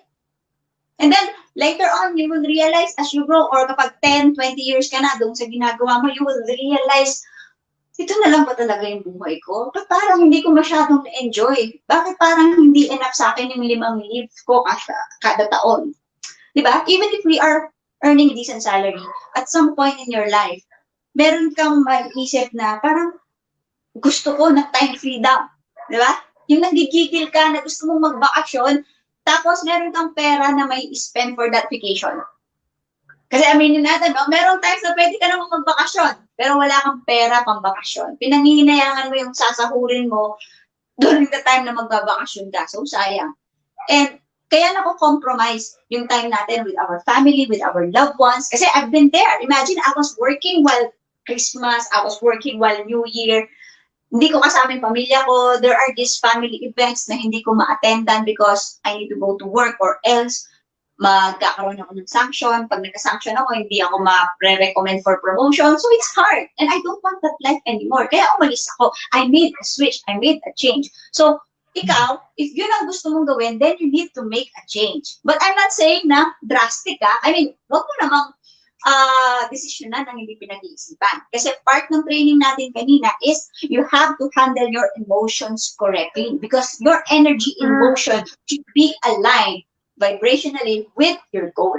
So, if ang goal mo is magkaroon ng time financial freedom, then learn to have an open mind, to be open sa mga opportunities. Kasi mahirap kapag matagal na tayo sa employment at feeling natin employment lang ang sagot sa lahat. Nakasarado yan. We are like in a box. Kasi mahirap siya. Parang hindi mo man maiisip na, kung totoo pala lahat ng mga business opportunities, di sana lahat nagne-negosyo, di sana lahat nag-online selling, di sana lahat nag-e-com, di sana lahat So, we can give all these justifications because, you know what? That's a part of poor mindset. Blocking all the opportunities is actually limiting you to reach your full potential. Why? Because, babalikan natin, na-program tayo na ito lang yung pwede natin gawin. Kailangan natin magkaroon ng trabaho, pumasok ng 8 a.m. to 5 p.m. o 9 hours na duty, may leave tayo na 5 beses kada taon, meron tayong 13-month pay, tapos New Year, papasok ulit tayo, uulitin natin ito taon-taon. Kaya napakahirap isipin na pwede palang mangyari yon na kumita siya ng 100,000 in 1 month. Sahod ko na yun ng ilang buwan na. Para siya nanalo sa loto. Tanungin kita, kapag ang isang bilyonaryo, kumita ng 100,000 sa loob ng isang buwan, sa tingin mo masaya siya? Hindi. Bakit hindi? Kasi ang kinikita niya, nasanay na siya, kumikita siya milyon-milyon kada buwan. Pero tayo, kapag tayo nandun sa blueprint na poor mindset or poor mindset blueprint, napakahirap isipin na pwede palang kumita ng milyon-milyon. Why? Because magkaiba ang blueprint mindset ng poor at saka rich. Okay? So, itong second part na pag-uusapan natin ay yung difference. 5 lang naman to. Okay? So, number 1, ang prinsipyo ng mga may wealth creator mindset o yung rich mindset ay I create my life. Sige nga. Can you tell yourself that? Yung with conviction. Gusto ko sabihin mo sa sarili mo, I create my life. I am the creator of my life. Sabihin mo yan sa sarili mo with conviction. Kasi if you cannot say that to yourself, then meron tayong problema. Ibig sabihin nun, nandun ka sa poor mindset, na ang mindset mo is, life happens to me, Coach Jean. Hinihintay ko na ang mga bagay-bagay ay mangyari sa akin. At kung ano na lang ang ibigay sa akin ng tadhana, yun na lang ang gagamitin ko, o yun na lang ang susundin ko. That's the poor mindset. Because at that time, when I was still an employee, I was always having this feeling na kung para sa akin, para sa akin. Kung para sa akin yung promotion, para sa akin. And guess what? Hindi ko masyadong ginagalingan sa interview, sa pagka-interview na with the higher manager. Kasi ang mindset ko is, para sa akin eh. Eh bakit ko pagagalingan? Eh kung parang, kahit pala galingan ko at yung destiny, hindi naman daw pala para sa akin, bakit ko pagagalingan, di ba? Mag-e-effort pa ako. So, nalilimitahan ako. So, ikaw din, isipin mo, kung ang mindset mo ba is, you are the creator of your life, or life is happening to you. Kasi napakalaking difference niyan. You have to understand that we create our own life. So, sabi ko kanina, di ba? Huwag kang maninisi ng iba, huwag kang magrereklamo, at huwag kang mag-justify. Because kung ano nangyayari, sa buhay natin ngayon, tayo ang nag-decide niyan, hindi yung magulang mo. Siguro sa una, magulang. Pero nung naging independent ka na, nagkaroon ka ng sariling pamilya, decisions nyo na yan ng pamilya mo. Or kung single ka pa at independent ka, lahat ng mangyari sa'yo, decisions mo yan. Okay, sige, there are these 10% Coach Jean na hindi ko nakokontrol, but you have the 90%. How are you going to respond? How are you going to react? That is very important. Right? Sa pansinin ninyo, kapag ang swerte inaasa mo sa iba, inaasa mo sa tinatawag na destiny tadhana, sino ang madalas tumaya sa loto? Diba? Siguro merong mga mayayaman na tumataya pa rin sa loto. Pero kapag tinignan mo yung mga tumataya sa loto, sino? Diba? Sila yung mga, sabihin na natin, middle class and below. Sila yung mga feeling nila, ang chance na lang para magkaroon ng 1 milyon ay ang manalo sa loto. Pero kung tutuusin, gaano ba kalaki ang chance mo na manalo sa loto? Napaka-million yata yung nung in-explain. Kasi nung lumaki yung jackpot price, di ba? Parang ano ba yung chance na lalaki yung lalaki yung chance mo na manalo sa loto, eh ang daming number combinations na pwedeng mangyari. Di ba? Huhulaan talaga. You are not in control of that. And you let them control you. Kasi nag-i-spend ka pa rin ng money for that luck. Swerte talaga kapag nanalo ka, pero hanggang kailan mo iaasa sa destiny na tinatawag yung future mo at ng pamilya mo. But if you have that rich mindset, you will create your own life. Instead of tumaya ka sa loto, mag-aalat ka ng oras para matuto, titingin ka ng mga opportunities na pwede mong gawin, na mga pwede mong isabay sa trabaho, at gagawin mo, mag-focus ka doon. And from there, you can come up with results na ikaw ang may control. Di ba? For example, si Coach Ed, pandemic, bakit siya kumita ng ganitong amount? Samantalang yung iba, naghihintay ng ayuda. Di ba? Kumita si Coach Ed monthly 100,000 or weekly 100,000. Anong ginawa niya? Parehas naman kayo na may 24 hours in a day.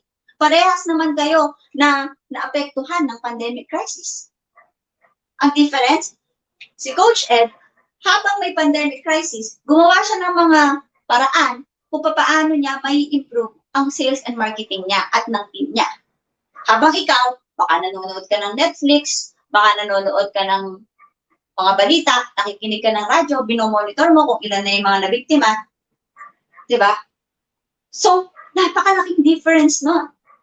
Kasi, ikaw, habang nanonood ka ng entertainment, at nagpaka-paranoid ka doon sa nangyari, wala kang natutunang bago, and at the same time, nawalan ka pa ng source of income. Why? Because, yun nga, na-focus ka doon sa negative. Nabuhay ka sa paranoia, nabuhay ka na nag-worry for the past few months. While si Coach Ed, ang ginagawa niya, nanonood siya, pero pinapanood niya mga training. Pinapanood niya paano ma-improve yung funnel niya. Nag-i-spend siya ng time with other people para ma-improve yung system nila. Nagtuturo siya sa mga team members niya kung paano mapapabilis yung online business. Ano yung mga pwede pang i-improve? Ano pa yung mga pwedeng gawin? See the difference? Di ba? If ikaw yung nanood ng entertainment during the pandemic crisis, you actually spent your time and did not earn. Ibig sabihin, somehow you wasted your time. Na-waste siya kasi wala kang na-generate na inflow or income, pero you spent your time. Which is, I think, marami, ganun ang ginawa talaga. Because of the excuses, the justification, the limitations. Okay lang naman manood ng balita, so you will become updated. Kasi syempre, you are worried about what's going on around you, especially nung bago, di ba? First time mo ma-ECQ. Pero to spend your whole day waiting for the news, what will happen? Kinabukasan, susunod na linggo, isang buwan ka nang manonood ng balita. Hindi mo na nga nakuhang kumain ng healthy, hindi ka makakuhang magpa-araw, hindi ka makuhang mag-exercise. And yet, you are telling us or telling other people na nakakatakot ang virus. Wherein, sinabi naman mismo ng mga doctors, government officials, na palakasin ang immune system because that's your line of defense. I mean, last line of defense. While you are away from that, pwede ka naman mag-exercise. Pwede ka naman kumain ng healthy. So, it's always a choice. Or, sabihin na natin, hindi man, it's always a choice. But there will always be a choice. Na-share ko kanina, no, during pandemic, nag-focus ako sa health ko talaga. I've studied some food, paano ba pwedeng gawin, mga ganito. So, I've learned something new. I also help Coach Ed sa pag-set up ng mga training niya, nagbigay ako ng mga advice so that we can help the team grow. Kaya lumaki talaga ang TWC during pandemic. And they have proven that our business, it's 100% online, pwede siyang mag-work during this time of crisis. So, that's an example of a rich mindset creating your life. Hindi siya life is happening to you. So, avoid blaming, avoid justifying, and avoid blaming. Yung mga shinare ko kanina because poor mindset yung mga yun. Yun yung ginagawa ng mga tao na walang ginawa kundi makakita ng pagkakamali ng iba, manisi ng iba, maliban sa sarili nila, at i-justify na okay lang na nandun sila sa situation na yun. Kahit deep inside, hindi naman talaga okay. Kasi meron times na nagkukulang, meron times na hindi sila masaya. Pero kailangan nila mag-pretend na they are okay just to justify the wrong decisions they made. Why I know that? Because nanggaling din po ako dyan. Marami ako mga excuses na binigay sa sarili ko, bakit ko dinelay. Kahit na alam kong hindi na ako masaya, gumawa ako ng mga justification, gumawa ako ng excuses, nanisi pa ako. Sinisi ko yung mga kasama ko sa work, sinisi ko yung pamilya ko. Pero saan ako dinala nun? Wala. Naging stagnant lang yung career ko. Until sasabi ko, no, I need to make a change. I need to create my life. Diba? I started watching, training, reading books, meeting new people. And at that point, fortunately, I have attracted ang CEO natin, sina Preach, sina Mel, sina Arky, and we founded the company. So, because I made that decision, I made a switch from becoming a servant who is a minimum wage earner to big part of this company. So, nakapag-switch na ako dun sa I create my life. And I'm looking forward na ikaw din mapunta sa part na yon, na the creator of your life. Sabihin na natin, right now, hindi pa. Kasi syempre, ngayon mo pa lang naman narinig to, o ngayon mo pa lang natutunan, o ngayon mo pa lang na ikaw mag-create ng. But, hindi pa naman yan. There is no such thing too late when you are still for the next 100 years. Diba? You still have the chance to make that change. So, please, let's create our own lives. Huwag nating hayaan na idikta lang sa atin kung ano yung buhay na pwede natin gawin. Totoo lang, marami tayong potential, marami tayong pwedeng gawin. So, kayo, sa pag-create, kung ano ba talaga yung buhay na gusto nating gawin. Okay? Number 2.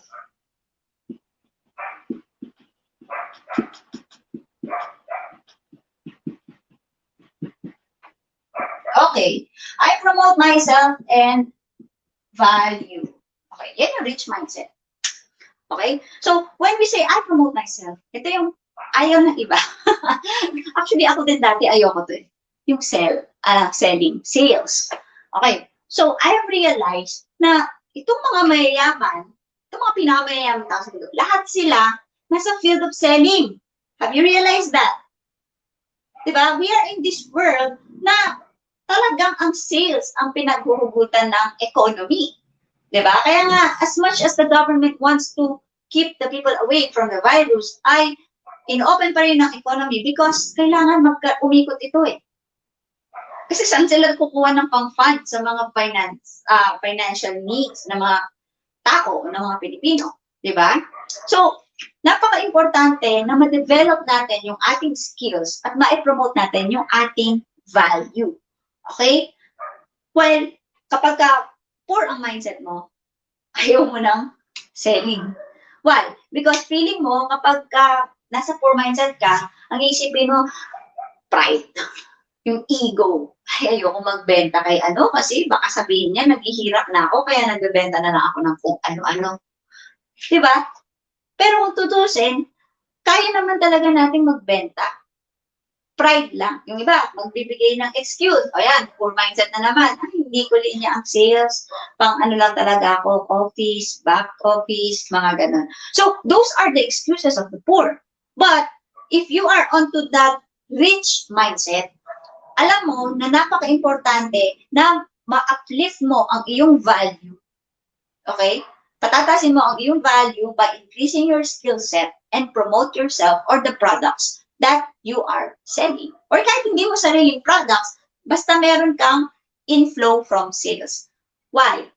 Because sales is really a part of our lives sa lahat. Even if you are selling services. Okay? For example, you are a web developer. If you will not sell the system that you can make or the skills that you have, you cannot get a client. You cannot get your pay. Hindi ka kikita dyan. Diba? While poor people, they hate selling and they just want to trade their time.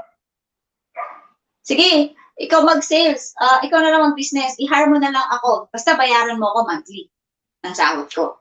Yung minimum wage with benefits. Diba? That's the mindset na na-program na dapat yun ang meron tayo. We were programmed that we have to work 9 hours or 8 hours a day ng Monday to Saturday with 1 day of a week kasi yun yung nasa government. Then, ititrade natin yung oras natin. Actually, ako late ko na na-realize. I mean, kasi nga sobrang focus. Ayoko ng iba. Gusto ko lang career employment lang talaga. Kasi yung gusto ng family ko at kung magbibigay ng pangarap ko, masisecure ko yung future ko with my retirement and so on. So, doon lang ako nakafocus. And then I realized na how much is the value of my time. So let's have this activity right now. I want you to write magkano ang monthly income.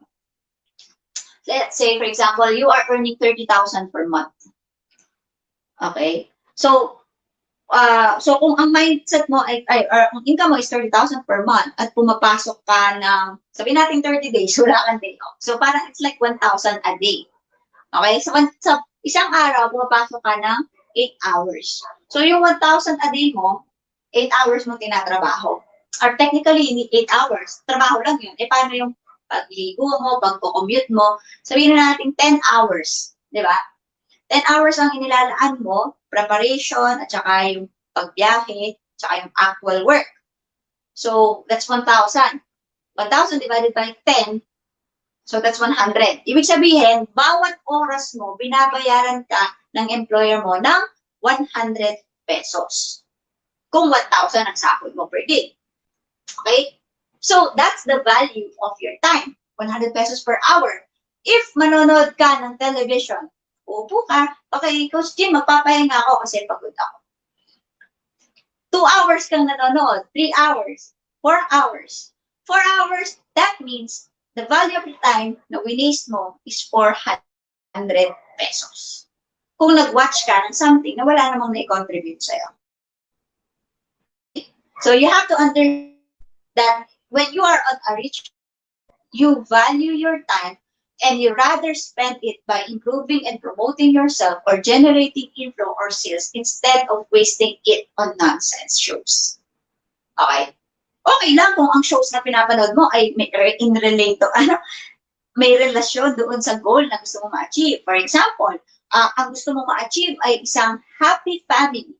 So, nanonood ka ng mga counseling, ng mga marriages, mga gano'n, mga stories, inspiring stories on how they kept their family despite of challenges.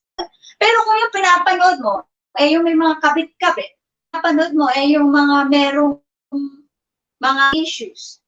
Diba? Why would you do?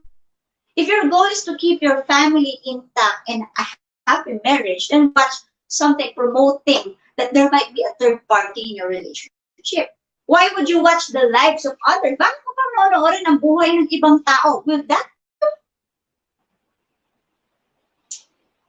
You have to ask yourself, if you are that someone na mahilig ka manood ng mga ganon, ask yourself, how is it helping you? Right? Because if you want to have that, that's something you need to change. Kailangan completely alisin mo yon as much as possible. Magtira ka siguro 5% lang. Pero please, do not aim for having a rich mindset if ang mga pinapanood mo ay buhay ng ibang tao o away ng mag-asawa, away ng ibang pamilya. Why? Because wala naman yung maitutulong yun sa'yo unless it's a legal advice na ay makakatulong sa buhay. Okay? Baka maparanoid ka lang at isipin mo, may nangyayari sa kanila ay nangyayari din sa'yo. Diba? Mag-away pa kayo ng asawa mo. So, you have to consider these things. But if you will focus your mind na gagawin mo yung mga bagay na pwedeng makatulong sa self-development mo at na ipopromote mo, then you will increase your value. At ang goal mo ay magkaroon ng time and financial freedom, then you are on the right place. Even if manood ka dyan ng 10 oras, kung para naman sa marketing and sales ng team mo, o ng sarili mo, o ng product, o ng business mo, then it's okay. Because you are investing your time correctly doon sa goal na talagang gusto mong ma-achieve. So, do not hate sales because you think naapakan yung pride mo. Sabihin ko sa'yo, lahat ng mga mayayaman, may-ari ng shopping malls, nagtinda sila. Sila mismo humarap sa customer. Nagbenta sila ng mga real estate. Sila mismo nagtinda sa palengke. Sila mismo nag-deliver. Sila mismo ang tumao doon sa negosyo nila. And actually, that's better. You have to know the ins and outs of your business so that you would understand how to train your people. Because if hindi mo naiintindihan yung business mo, it will be harder for you to leverage. And if you will not leverage or you will not scale, babagal yung progress mo. Pero kapag mabilis mong natutunan ng negosyo at naituro mo to isa iba, magle-leverage ka na, tuturuan mo na lang sila paano gawin ang negosyo mo, it will be easier for you to scale. Kasi parang pinapadami mo ang sarili mo. Imagine the late Henry C.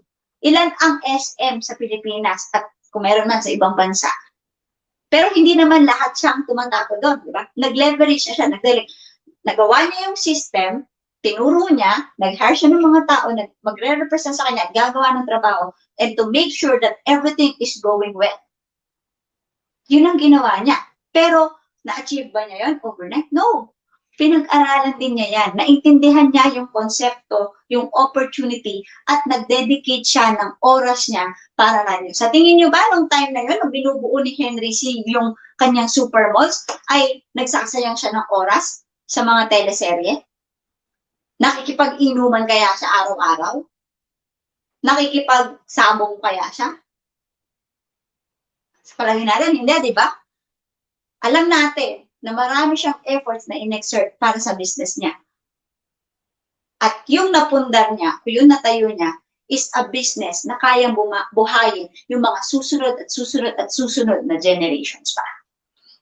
Okay? So, if you do not love sales, you have to learn loving it. Mas nakakahiya ang nangungutang ka kaysa nagbebenta. Tama? Nakakatawa minsan yung iba. Ayoko pong magbenta, pwede pong pautang na lang. Babayaran ko po na. May mga ganun akong na-encounter. Nakakalungkot kasi even dun sa dati kong work, maganda naman yung salary credit line. Pero yung ibang single, dahil nga yung money blueprint nila is paubos talaga ng pera. Pag o-offeran mo sila ng business opportunity, ayaw. Pero kapag o-offeran mo ng utang with interest, okay lang. Diba that's weird? But, yun nga, you have to understand that there are these people with those kinds of mindset. Depende sa kung ano yung mga experiences nila, ano yung narinig nila verbally, ano yung modeling na pinanggalingan nila, o ano yung experiences na na-encounter nila. So, if you are that someone who hates sales, umpisahan mo sa pag-intindi na kailangan mo ng sales para magkaroon ka ng income. But the good news here is that meron tayong paraan kung paano mag-automate ng sales para hindi mo kailangan harapin personally yung customer mo dito sa survey world at sabihin na ayoko po ng rejection kasi, di ba? Meron mga ganun eh. Ayaw natin ng sales because we hate rejection because our ego is parang natatamaan. But, to be honest, gusto naman talaga natin kumenta sana. Kaya lang, nahihirapan tayo because walang magtuturo or feeling natin yung experiences natin kulang. And the good news is, when your business is actually online, pwede mo siyang magawa na hindi mo kailangan humarap sa customers mo. So, we can help you in yung producing the sales without so much effort while you are learning it. I'm not saying na iaasa mo lahat sa iba. I'm saying here is that we set up the business to be easier for newbies. Kahit baguhan, pwede siyang gawin. Kasi, yun nga, mahirap kasi ang transition talaga. Lalo na kapag wala kang benta, babalik at babalik ka doon sa pinanggalingan mo dati. Okay? Paano yun? Ang rich mindset, kailangan marunong kang sa sales. Alam mo kung paano bumenta. So, kapag nalaman mo yun, natutunan mo na, o umaandar na yung sales automation mo, it will be easier for you to have more time in understanding the business more and to come up with new strategies na pwede mong i-apply sa online business mo. Okay? So, number 3,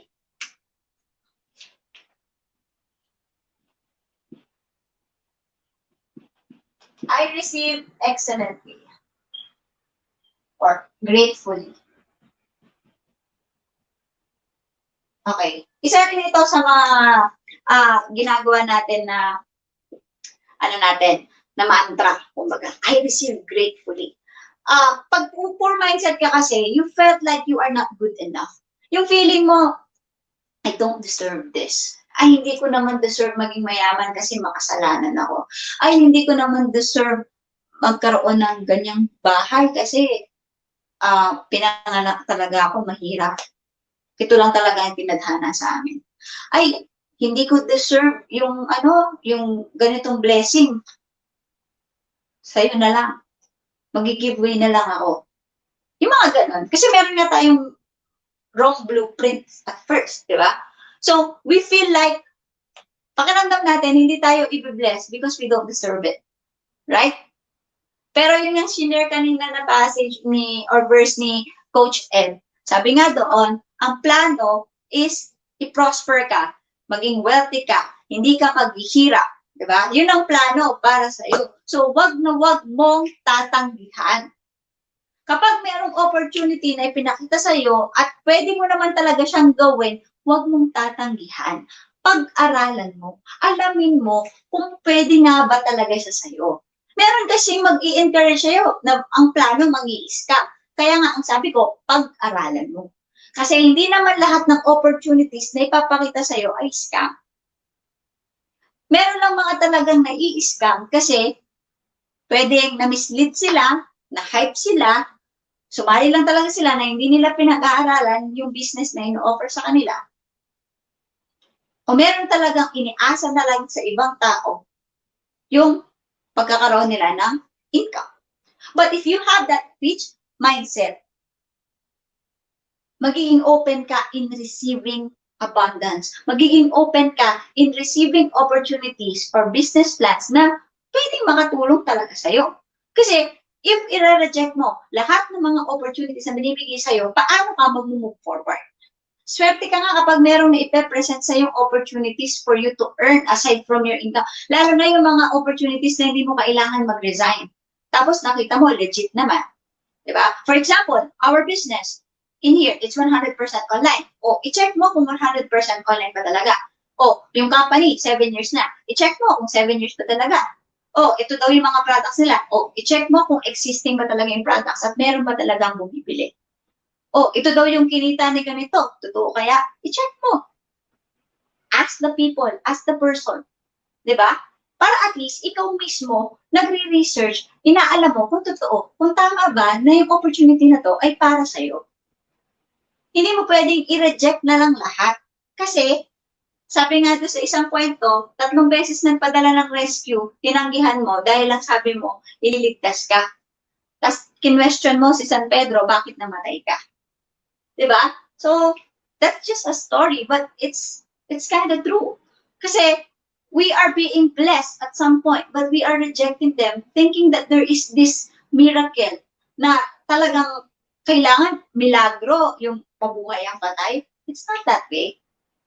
So, huwag mong iisipin na bawat opportunity sa'yo ay isang scam. You have to open your mind on these opportunities, but at the same time, you have to be smart in thinking and assessing if yung bang opportunity na yun ay para sa'yo ba talaga. Kasi baka naman OFW ka, tapos yung opportunity na pinapresent sa'yo, kailangan ng physical appearance mo. Kailangan nandito ka sa Pilipinas. Tapos, green up mo. Then, sisisihin mo yung friend mo na nag-invite sa'yo, bakit hindi ka kumita. Eh, sinabi naman pala niya sa'yo na dapat nasa Pilipinas ka. Diba? Again, don't blame. Ikaw ang nag-decide noon, so yun ang gawin mo. Ngayon, pag ang sinabi is business na pwede kahit sa OFW, tignan mo, paano siya naging pwede kahit OFW ako? If that will work, nakita mo yung mga sagot, then you can ask yourself, okay, so gusto ko ba to? Magagawa ko ba to? Kaya ko ba to? Ano ba yung mga ibibigay sa aking tools? Ano ba yung mga matututunan ko pag nag-join ako dito? So, yun yung mga kailangan nating i-assess.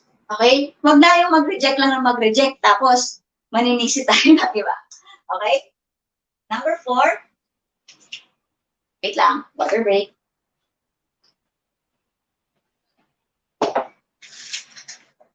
That's number 2. Hindi. May 5 pa pala, sabi ko nga pala sa inyo 5. So, I get paid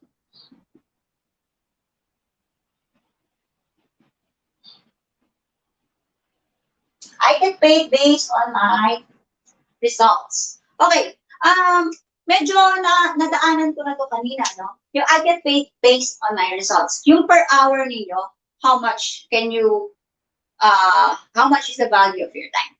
Kasi the more you exert your effort, or for example, if you are working, ang sahod mo is 1,000 for every 10 hours that you spend. Ibig sabihin, 1 hour ang value.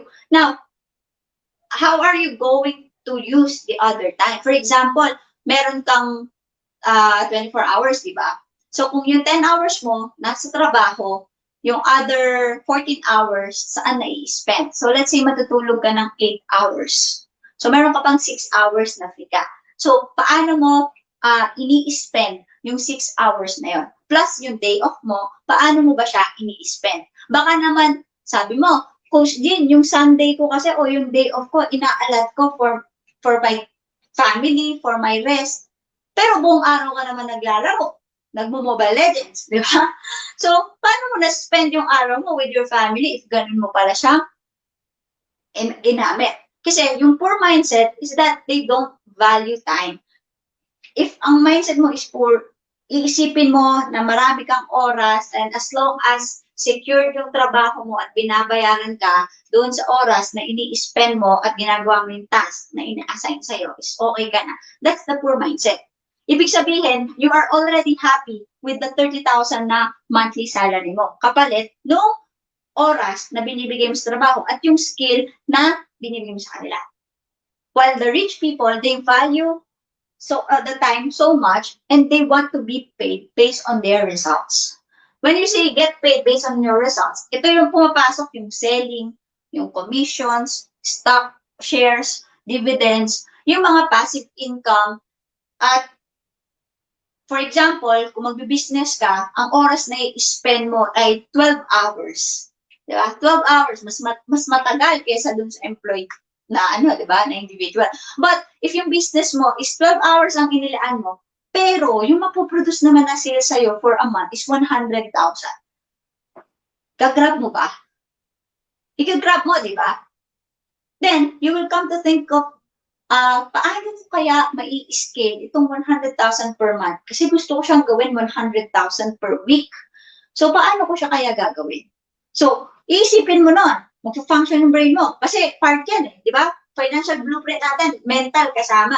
So, iisip ng paraan yung brain mo, paano mo mai-scale. Kasi kapag nag-focus ka doon sa tanong na yon, it will expand. Because what you focus on expands. Kapag nag-focus ka sa pag-find ng solution, one day, you will find that solution. Okay? So, if you have that rich mindset, you will be wanting to be paid based on your result. You will be confident because na-develop mo yung skill mo. Ito yung number 2, na-develop mo yung skill mo at alam mo kung magkano yung income na kaya mong i-produce. Hindi mo iaasa sa employer mo yung sahod mo. Okay, wala kang trabaho. Pero, meron kang other ways to produce income. Magtatrabaho ka pa ba? Hindi na, di ba? Kaya tingnan ninyo, yung mga stories na success stories na napi-feature na during pandemic ay nakagawa sila ng mga businesses. Kumikita sila sa businesses nila more than what they are earning when they are employed. Babalik pa ba sila sa employment? Hindi, di ba? Why? Because nakahanap na sila ng solusyon para mag-increase. Kasi sa totoo lang, kung hindi mo passion yung trabaho mo, mag-i-stay ka ba dyan? Like, for example, nandiyan ka lang sa work mo ngayon because feeling mo, yun na lang ang choice mo. Kung meron kang ibang options, ayaw mo naman sa trabaho na yan. Then, nakahanap ka ng ibang way. Mag-i-stay ka pa ba sa work mo? Hindi na, di ba? Because you are already getting paid based on the results. Bakit ka pa nga naman magtatrabaho ng 8 hours a day kung meron ka ng commission times 3 nung per day mo? Eh di i-improve mo na lang yung source of income mo na bago. Pero mag-resign ka gracefully, syempre. Huwag mo naman iwan lang basta-basta na, oy, boss, I'll fire you. You're fired, my boss. Huwag ganon. Syempre, you have to still exit from employment gracefully.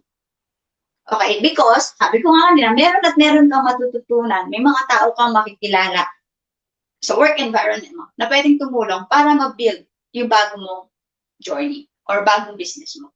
So, you have to value those people. But again, you have to value your time.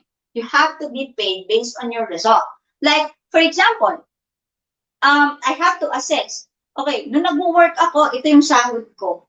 Pero, ito yung ginagawa ko. Magkano kaya yung pwede kong kitain?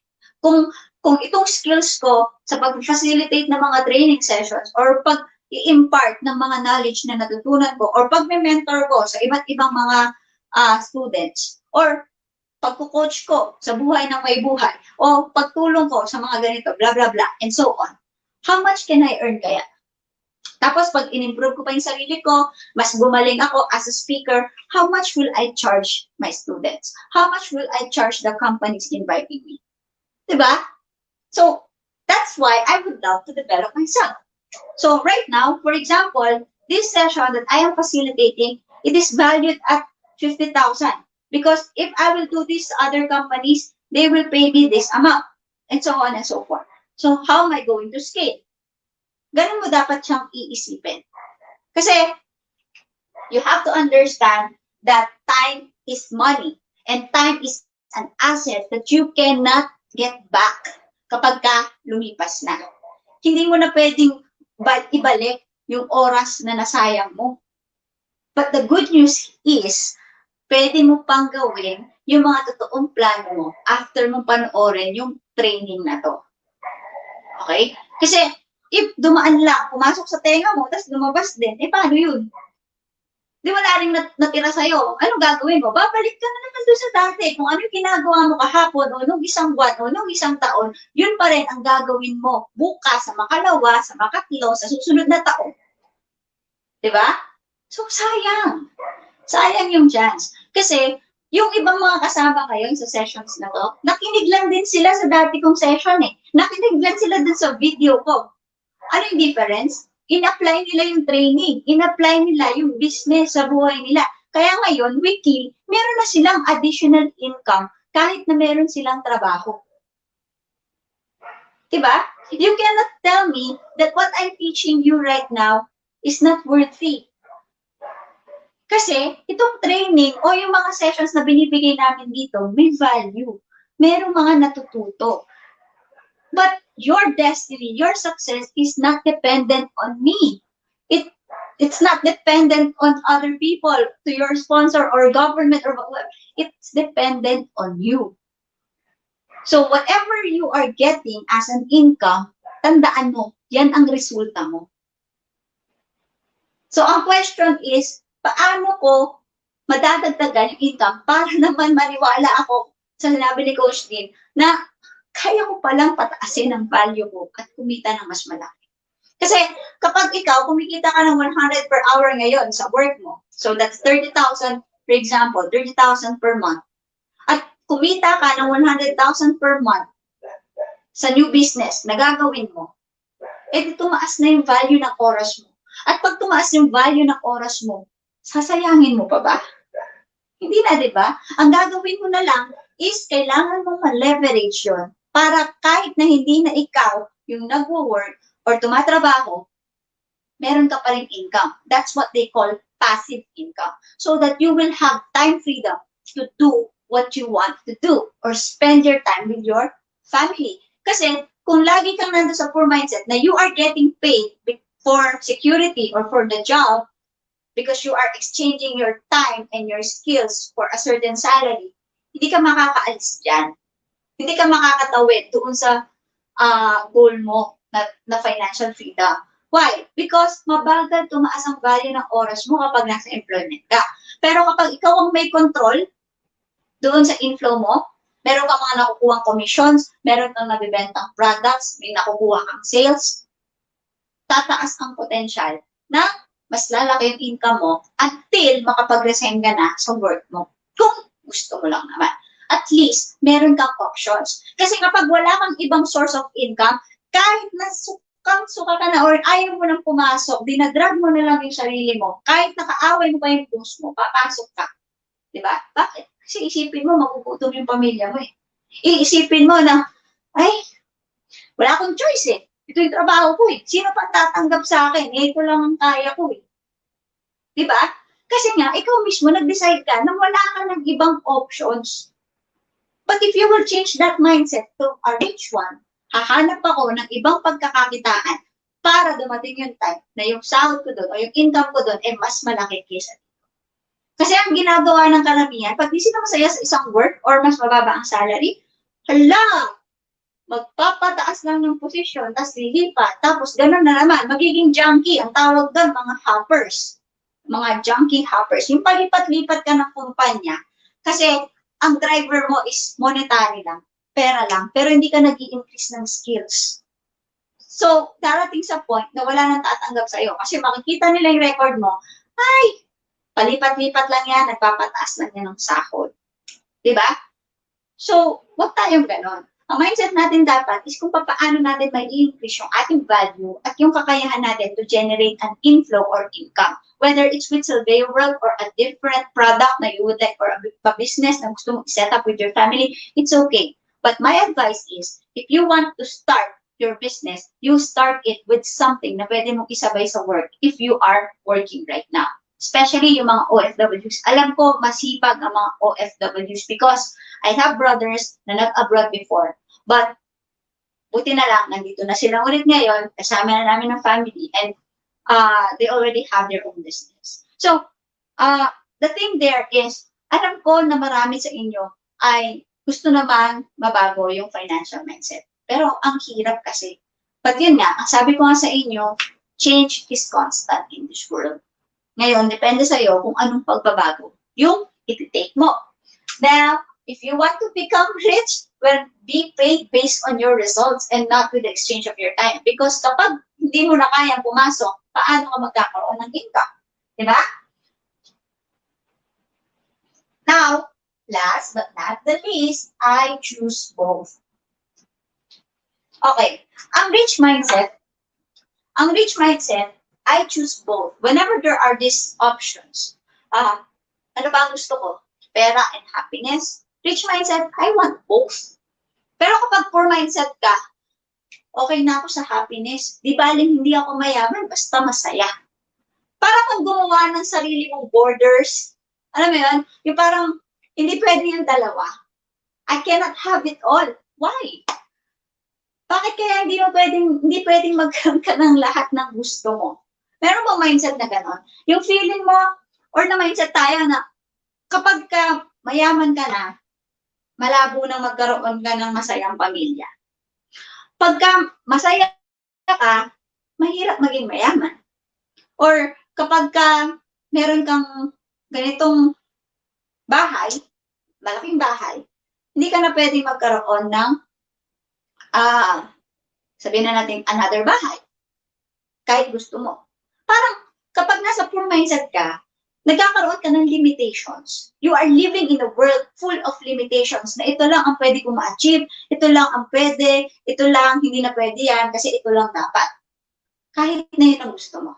But if you have rich mindset, you can choose both. You can choose anything you want to.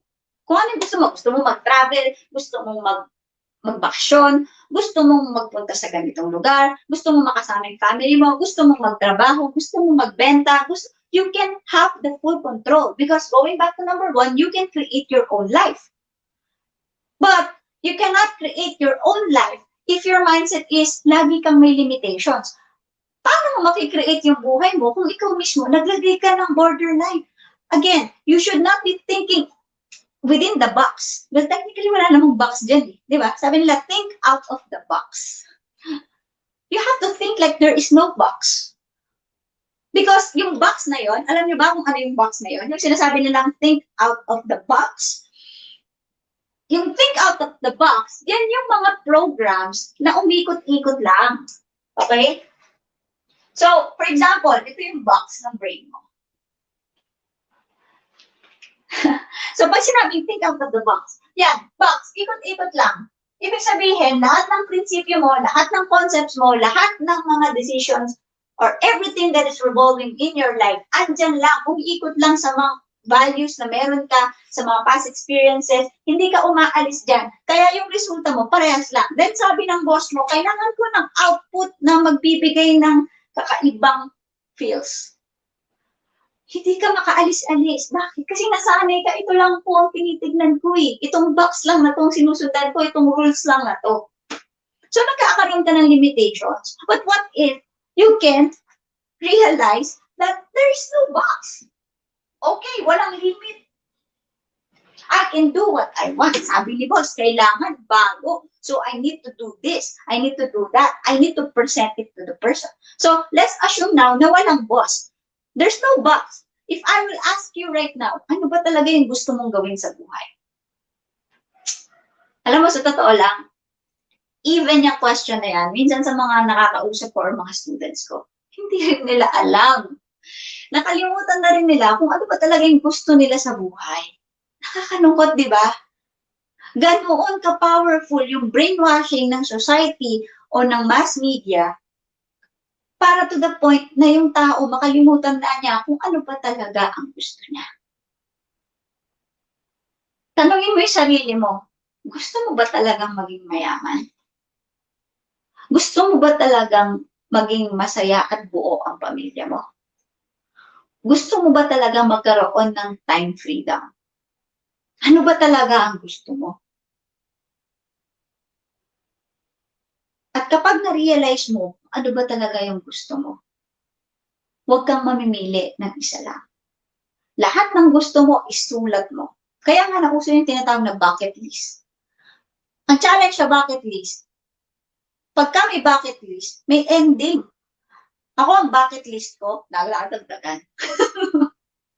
Alam mo yung bucket list na nung una 20 lang.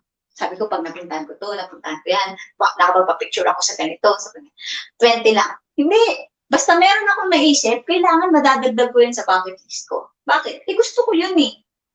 Wala naman nagsabing bawal kung ma-achieve yun. Bakit? May nagsabi ba sa atin na 20 lang ang bucket list mo? Kailangan ba ang pangarap mo lang ay magandang bahay, kotse, masayang pamilya? Hindi mo ba pwedeng isama yung makapagtayo ka ng foundation, makatulong ka sa charity, makapagbigay ng inspiration sa ibang tao? Marami, di ba? But the problem is, kapag nandun ka sa poor mindset, feeling mo, yun lang ang pwede, yun lang ang kaya mo. So, you have to remove that, change that. Because your success is not just dependent on the money in your bank account, or the mansion, or the car, or the achievements, the medals, awards na meron ka. It's not like that. As long as you live, you can create your goal, and then another goal, another goal, another goal, another goal. Don't stop and make yourself happy. Because that's creating your life. Your life is not just dependent on what the society is dictating to you.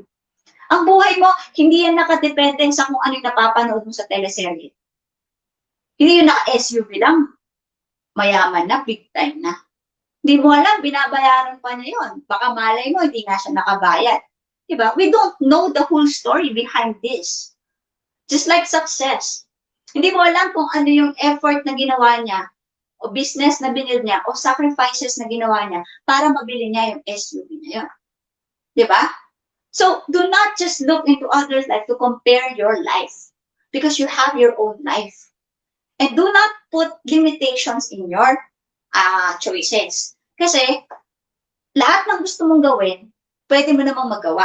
Ang problem lang, hindi ka humahanap ng solusyon para magawa mo. Kaya, kinakalimutan mo. Gusto mo dati ng magandang bahay. Nung na-feel mong, ay, ang hirap magkabahay, kinalimutan mo na. Okay ka na yun sa, basta nakapag-aral ang anak ko, nakakapagpadala ko, o may sahod ako na ipapakain sa kanila, okay na yun. So yung bahay, nawala na. Bakit? Kasi yung mindset mo, sinet mo na hindi mo pwedeng ma-achieve yun. Paano mo ma-achieve kung ikaw mismo, nireject mo na yung pangarap mo? That's so hard. Ang pinakamahirap na kalaban sa ganito, yung sarili natin. At saan pa nanggagaling yung sarili natin? Doon sa mindset na meron tayo. And unfortunately, yung mindset na yan, connected pa doon sa history dahil yun nga yung naka-download sa subconscious mind natin. That's mind-blowing, right? But i-assess mo. Totoo naman yun, di ba? Lahat ng mga decisions mo, halos nanggaling yan based sa experiences, based sa nangyari sa pamilya mo, based sa nangyari nung kabataan mo. Hindi ka naka-move on. Kaya lahat ngayon ng decision mo, feeling mo, yun lang ang pwede mong gawin. Lalo na kapag kayong pamilya mo galing sa maraming limiting beliefs. Like my family, it's so hard because majority sa family ko, or actually lahat sa pamilya ko, employees. And it's so hard to go out of that, trust me, but it's worth it. Even if mahiwalay ako sa kung ano yung lifestyle nila, even if meron ako mga beliefs na parang katawa-tawa sa kanila. It's okay. And I understand. I still love my family, even if I'm different. And I know they still love me, even if I'm different. So do not think na just because your family is not into entrepreneurship, wala ka ng pagkakataon para maging isang entrepreneur. Because again, lahat tayo, meron tayong options, meron tayong choices. So let's create our own lives and think according sa mindset na kailangan natin para dun sa goal natin. Hindi ko man masabi kung ano ba talaga exactly yung goal mo. Or maybe you are also still wondering right now, ano nga ba talaga ang goal mo? Ano ba talaga yung gusto mong ma-achieve? But one thing is for sure, with the principles, the concepts, the stories I have shared with you, I'm sure magagamit mo yan para ma-assess kung ano ba talaga yung gusto mo. Kasi kung ang gusto mo ay time, financial freedom, pwede mong umpisahan dyan. Pero again, wag mong tapusin ang success mo na dyan lang. Pag na-achieve mo yan, o habang ina-achieve mo yan, pag meron kang na-discover sa sarili mo na gusto mo pang ma-achieve, isulat mo lang at i-goal mo. Kasi ang rich mindset, hindi nagpapatalo sa limitations. Walang box sa isipan ng isang wealth creator. Okay? So, thank you so much for joining me tonight. Yan yung ating mga top 5 na nakuha doon sa book ni Sir T.R. Ecker. I'm looking forward na meron akong na-impart sa inyo na mga concepts, principles na magagamit ninyo para ma-achieve ninyo yung goal nyo.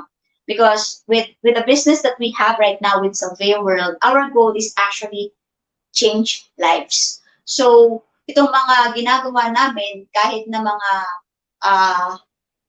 bago or hindi pa sila perfect right now, ay talagang nakaprogram sila to make everything more convenient for the members. Because nung tinayo namin yung company, the goal is not just to make us rich and our families, but to help the Filipinos in changing lives.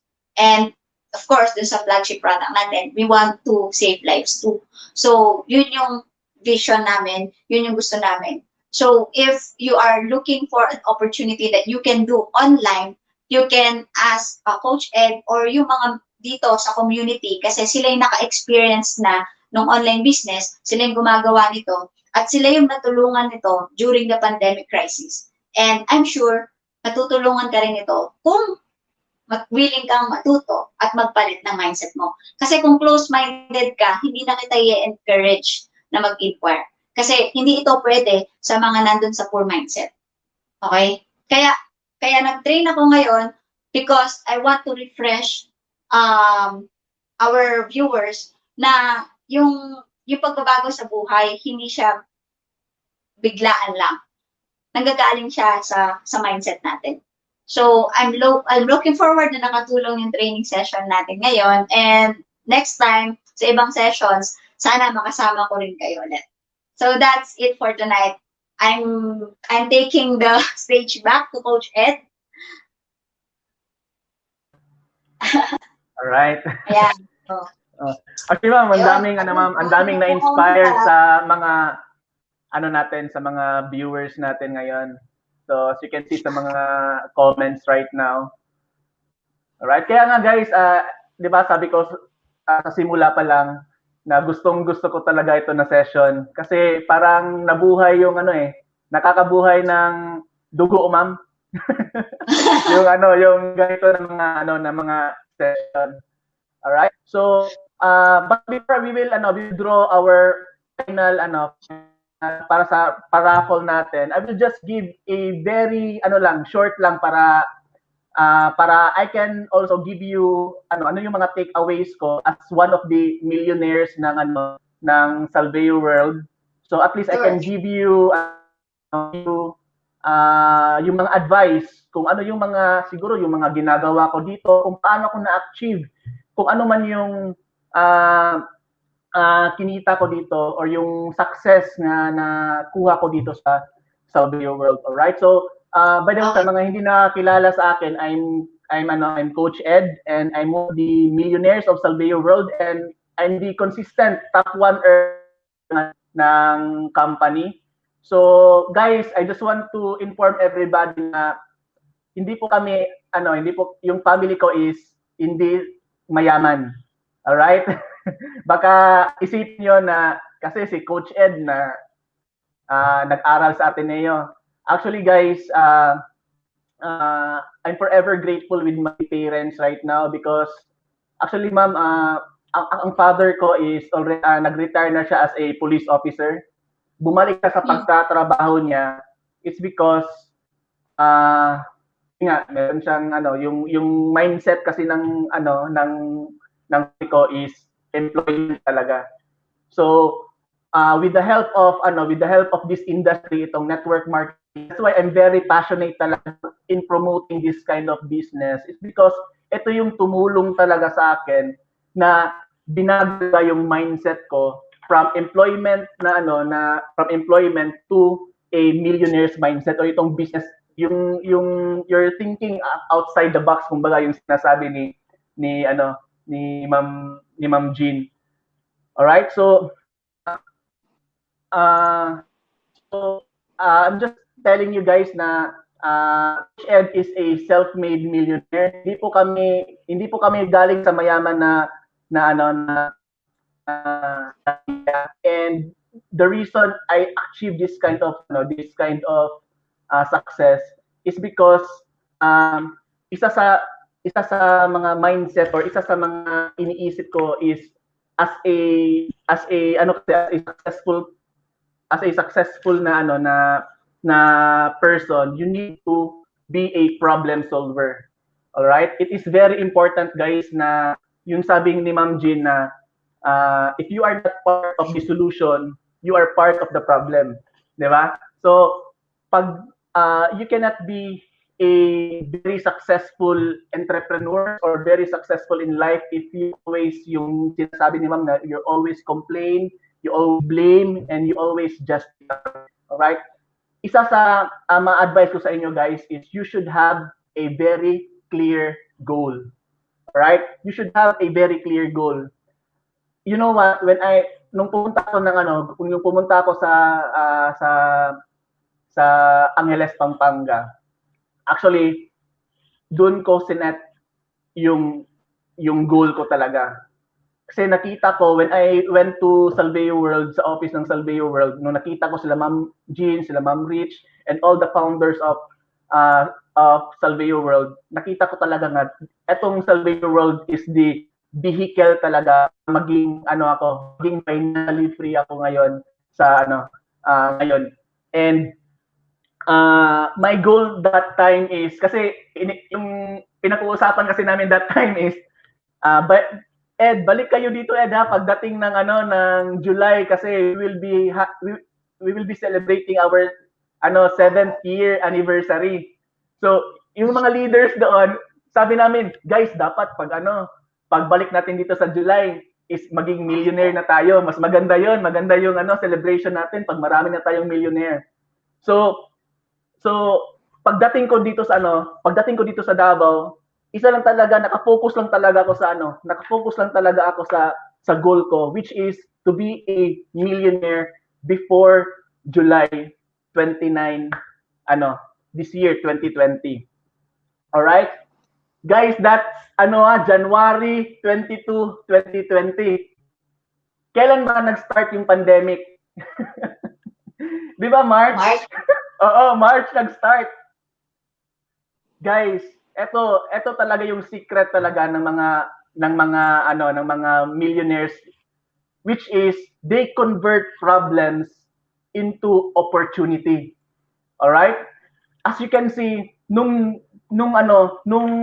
nagkaroon ng pandemic, ang ginawa ng yung ibang leaders ng Salveo World, ang daming mga businesses na nag-close, nag-stop sila sa kanilang marketing because they are thinking na pag naka-lockdown is walang bibili ng mga products and services natin. Kaya I'm very grateful with Salveo World because of Salveo World, naging operational pa rin yung business natin. It's because we are 100% online. Yung iba, ngayon pa sila nag-i-start para mag-online. Pero tayo, we've been doing this for 7 years already. Kaya, I'm very thankful kasi kahit may pandemic tayo ngayon, we are able to, we are able to generate sales. Right? Guys, kung ano mang problem na na-encounter niyo ngayon, it's just parang limiting belief mo lang yan siya. Maybe because of your environment, yung mga sinabi ni Ma'am, madaming factors. All right? Pero ako, because I am very focused with my goal, sabi ko, I'm going to turn this problem into opportunity. All right? And that is why nakita ko na because of this, actually I'm very thankful nga with this pandemic kasi nag-a-adapt na yung society natin about online. Before, sobrang hirap mag-online, right? Parang ikaw nagdadalawang isip ka pag bumili ka ng online. 'Di ba? Remember niyo yung wala pang pandemic, pero ngayon lahat na grocery online ang binibili. 'Di ba? So, isa yan sa mga good effects ng pandemic ngayon, which is we are naka-benefit tayo because of that one. All right? So, ito yung advice ko sa inyo, just a very quick lang. So, if you want to model kung ano mga ginagawa ko dito sa Salveo World, here are my advice to you. Number one, if you are doing this part-time, do this 2 to 3 hours per day. All right? Yung 2 to 3 hours na gagawin mo is you do income-generating activities. Okay? So, ano ba yung mga income-generating activities sa business? All right? So, number one is you do prospecting. So, if you are doing, kung hindi ka pa nagpe-Facebook ads, you do yung traditional way of prospecting, yung calling, SMS, or what? So, ano yung mga different ways mo, posting sa Facebook, all right? You do business presentation, then you do you do follow-ups. Yun yung mga gagawin mo pag part-time ka. 2 to 3 hours per day is already enough.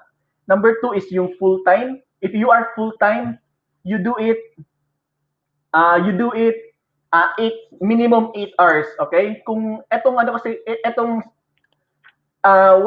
isang mali ng mga entrepreneurs, once they quit their job and do full time sa Salveo World, parang nagkakaroon sila na parang nasa sila. All right? So always be on the mindset of focus talaga. All right? Dapat yun nga, I'm always reminding all my members right now na pag part-time mong gawin after your work, extend ka ng time to do the business 2 to 3 hours per week, 2 to 3 hours per day. Then if you are doing this full time, dapat minimum 8 hours. Actually, my best advice for you guys, if you are doing this full time, once you wake up in the morning, dapat ang iniisip mo, business mo. Alright? Then before ka matulog, dapat ang iniisip mo, business mo. Alright? Because this will be, ito yung vehicle mo para ma-reach mo yung mga pangarap mo. Alright? So dapat ito yung parating iniisip mo. Okay? Then, ayun nga, yung sabi ko kanina, be a problem solver. Lahat ng mga businesses, guys, meron talaga yung problema. Walang nag-i-exist na business na walang problema. Okay? Kahit saan ka pumunta na business. Do you think na nung tinayo ni Henry C. yung SM, wala ba siyang problemang hinarap? Sobrang dami. Di ba? So, kaya naging successful si Henry C. is because tinindigan niya yung business niya, ginawa niya ng mga paraan yung mga problems niya before. That is why he is very successful right now. All right? Kahit patay na si Henry C, kumikita pa rin siya ng billion ngayon. Yan yung power of leverage na income. Unlike sa employment, guys, if ever may mangyari sa'yo, in just 2 or 3 days, meron nang papalit sa'yo. Alright? Then, yung best masyado yung advice ni Ma'am, no blaming, no justifying, and no complaining. Alright? This will just hurt your feelings, magiging negative yung feelings mo. Once na meron kang negative feelings, ang katumbas niyan is wala kang sales na makukuha. Alright? So, I suggest, iwasan mo yung mga ganito na mga feelings. Always be happy, always be positive kasi which is my next advice, which is positive. Yung pag meron kang positive mindset, you also have a positive result. All right? Then another one is be an action taker. Okay? Tanggalin niyo yung maya na habit. Yung if ever merong actually guys, ang Panginoon will give you idea. All right? He will not give you pera. Gusto mo nang assuming your goal right now is to earn 1 million pesos. Hindi niya ibibigay sa iyo 1 million pesos sa ipapadala sa bahay niyo. Ang ibibigay niya sa inyo is ideas. All right? Kung paano mo yan siya makukuha. All right? Ang gagawin mo is you need to take action on that ideas. All right? And don't forget to your best friend for this for this business is always your pen and your etong notebook mo. Always put it into writing, guys. Kasi minsan nakakalimutan talaga natin sa dami pa naman nating iniisip. Once na merong aha moments, pwede ko pa itong gawin, isulat niyo agad para you have something to para meron kayong mabalikan. Once na you are already free, you already have in your work mode mo, if you are doing part-time 2 to 3 hours per day, meron kang mababalikan. All right? So, that's it. Yan yung take away ko sa inyo and I hope na marami kayong guys, marami kayong natutunan. Ma'am, nag-feedback na kayo, ma'am. Mute ko lang. All right. Ayan. Meron kang gustong sabihin, ma'am? Okay. So, we will draw yung mga winners sa natin, sa paraffle natin. All right? So, if you have we still have, ma'am, can we hanggang 11 PM baka meron silang questions with regard sa topics. Siguro we will answer siguro mga 1 or 2 questions from the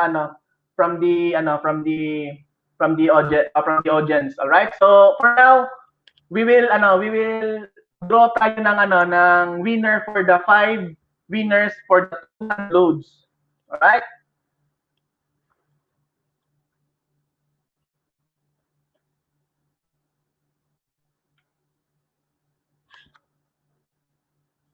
Ayan.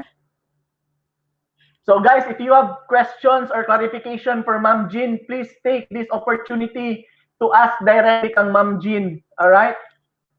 So congratulations to our winner, si Ma'am or Sir Daligdig Sukon Hibnar. Right?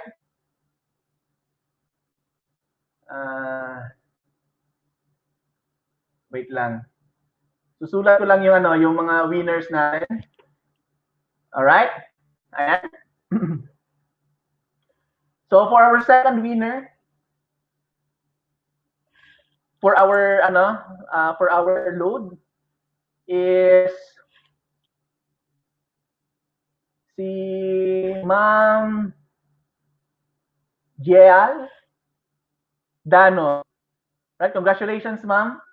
So nanalo ka ng 200 pesos na load. So claim this guys, to claim this prizes, so all you need to do is to message us in our official Facebook group, yung Technowell Creators na Facebook group, yung naka-live nito, para we can give you your prizes.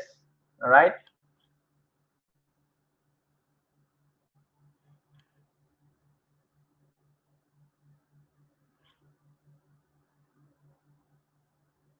Ayan, congratulations to Leia Gitin Andikoy.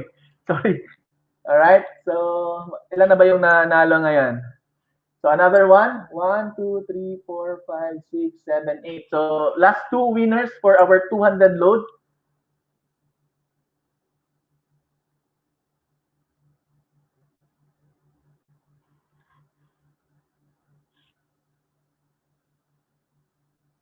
Ayan, si Sir Jed Arcos.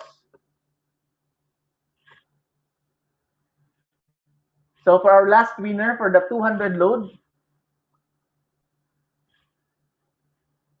ganda ng mga mga new names talaga yung mga nanalo ngayon ah.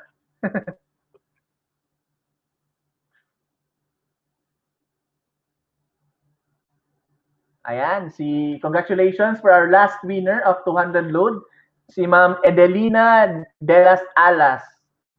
All right? And now for our last, yung last natin na paraffle is yung Carpedia natin na watch. Okay? So, swerte yung mananalo nito kasi they can select yung Carpedium watch in our e-commerce store sa TechnoWise 360. Alright?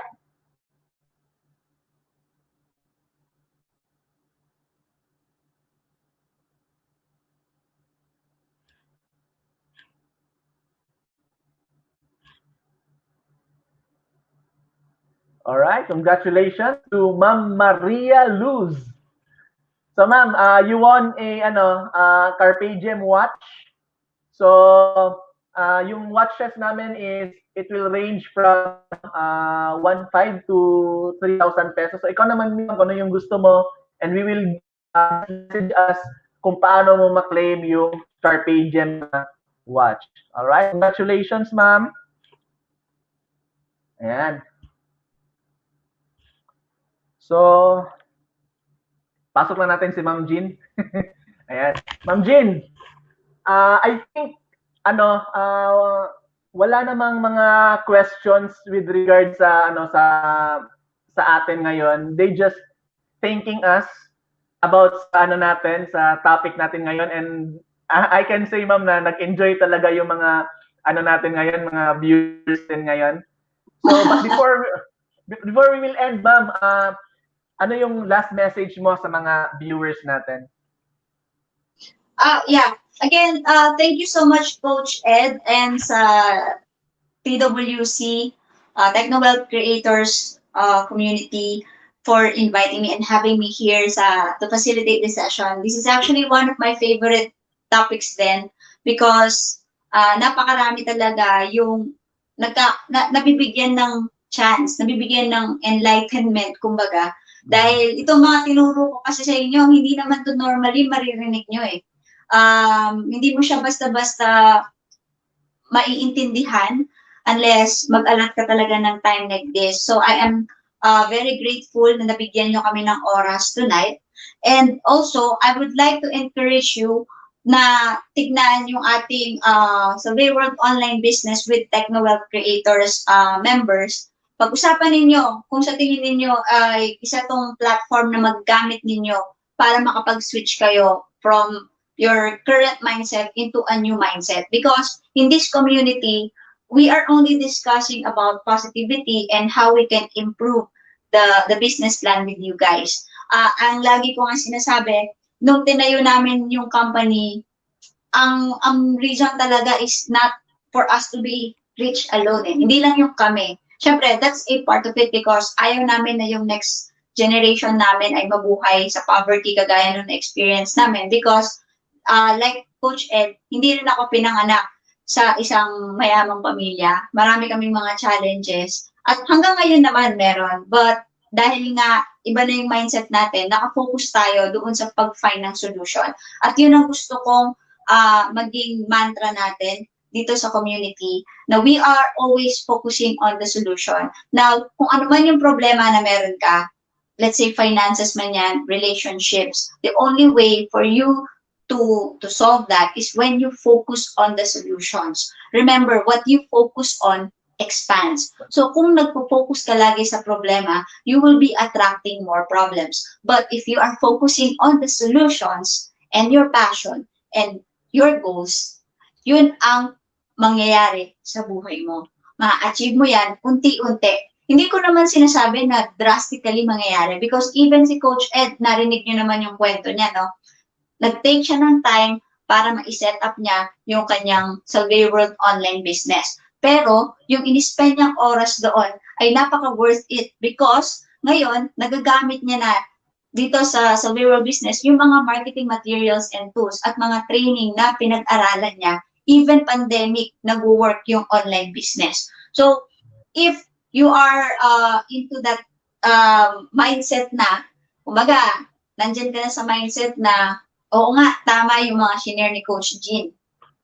Kung may kurot yun sa puso mo at kumbaga, nasunto ang iyong kaisipan, I strongly recommend na mag-join ka sa community na to, become one of us so that you can experience how we made online business easier for everyone who is having a dream to change their lives. So, kontakin nyo lang si Coach Ed or anyone from TWC, watch more videos kasi ano naman yan repetition is the mother of all learning. Hindi mo ba nakuha ngayon yung concept, pag-aralan mo, until sa mas maintindihan mo siya.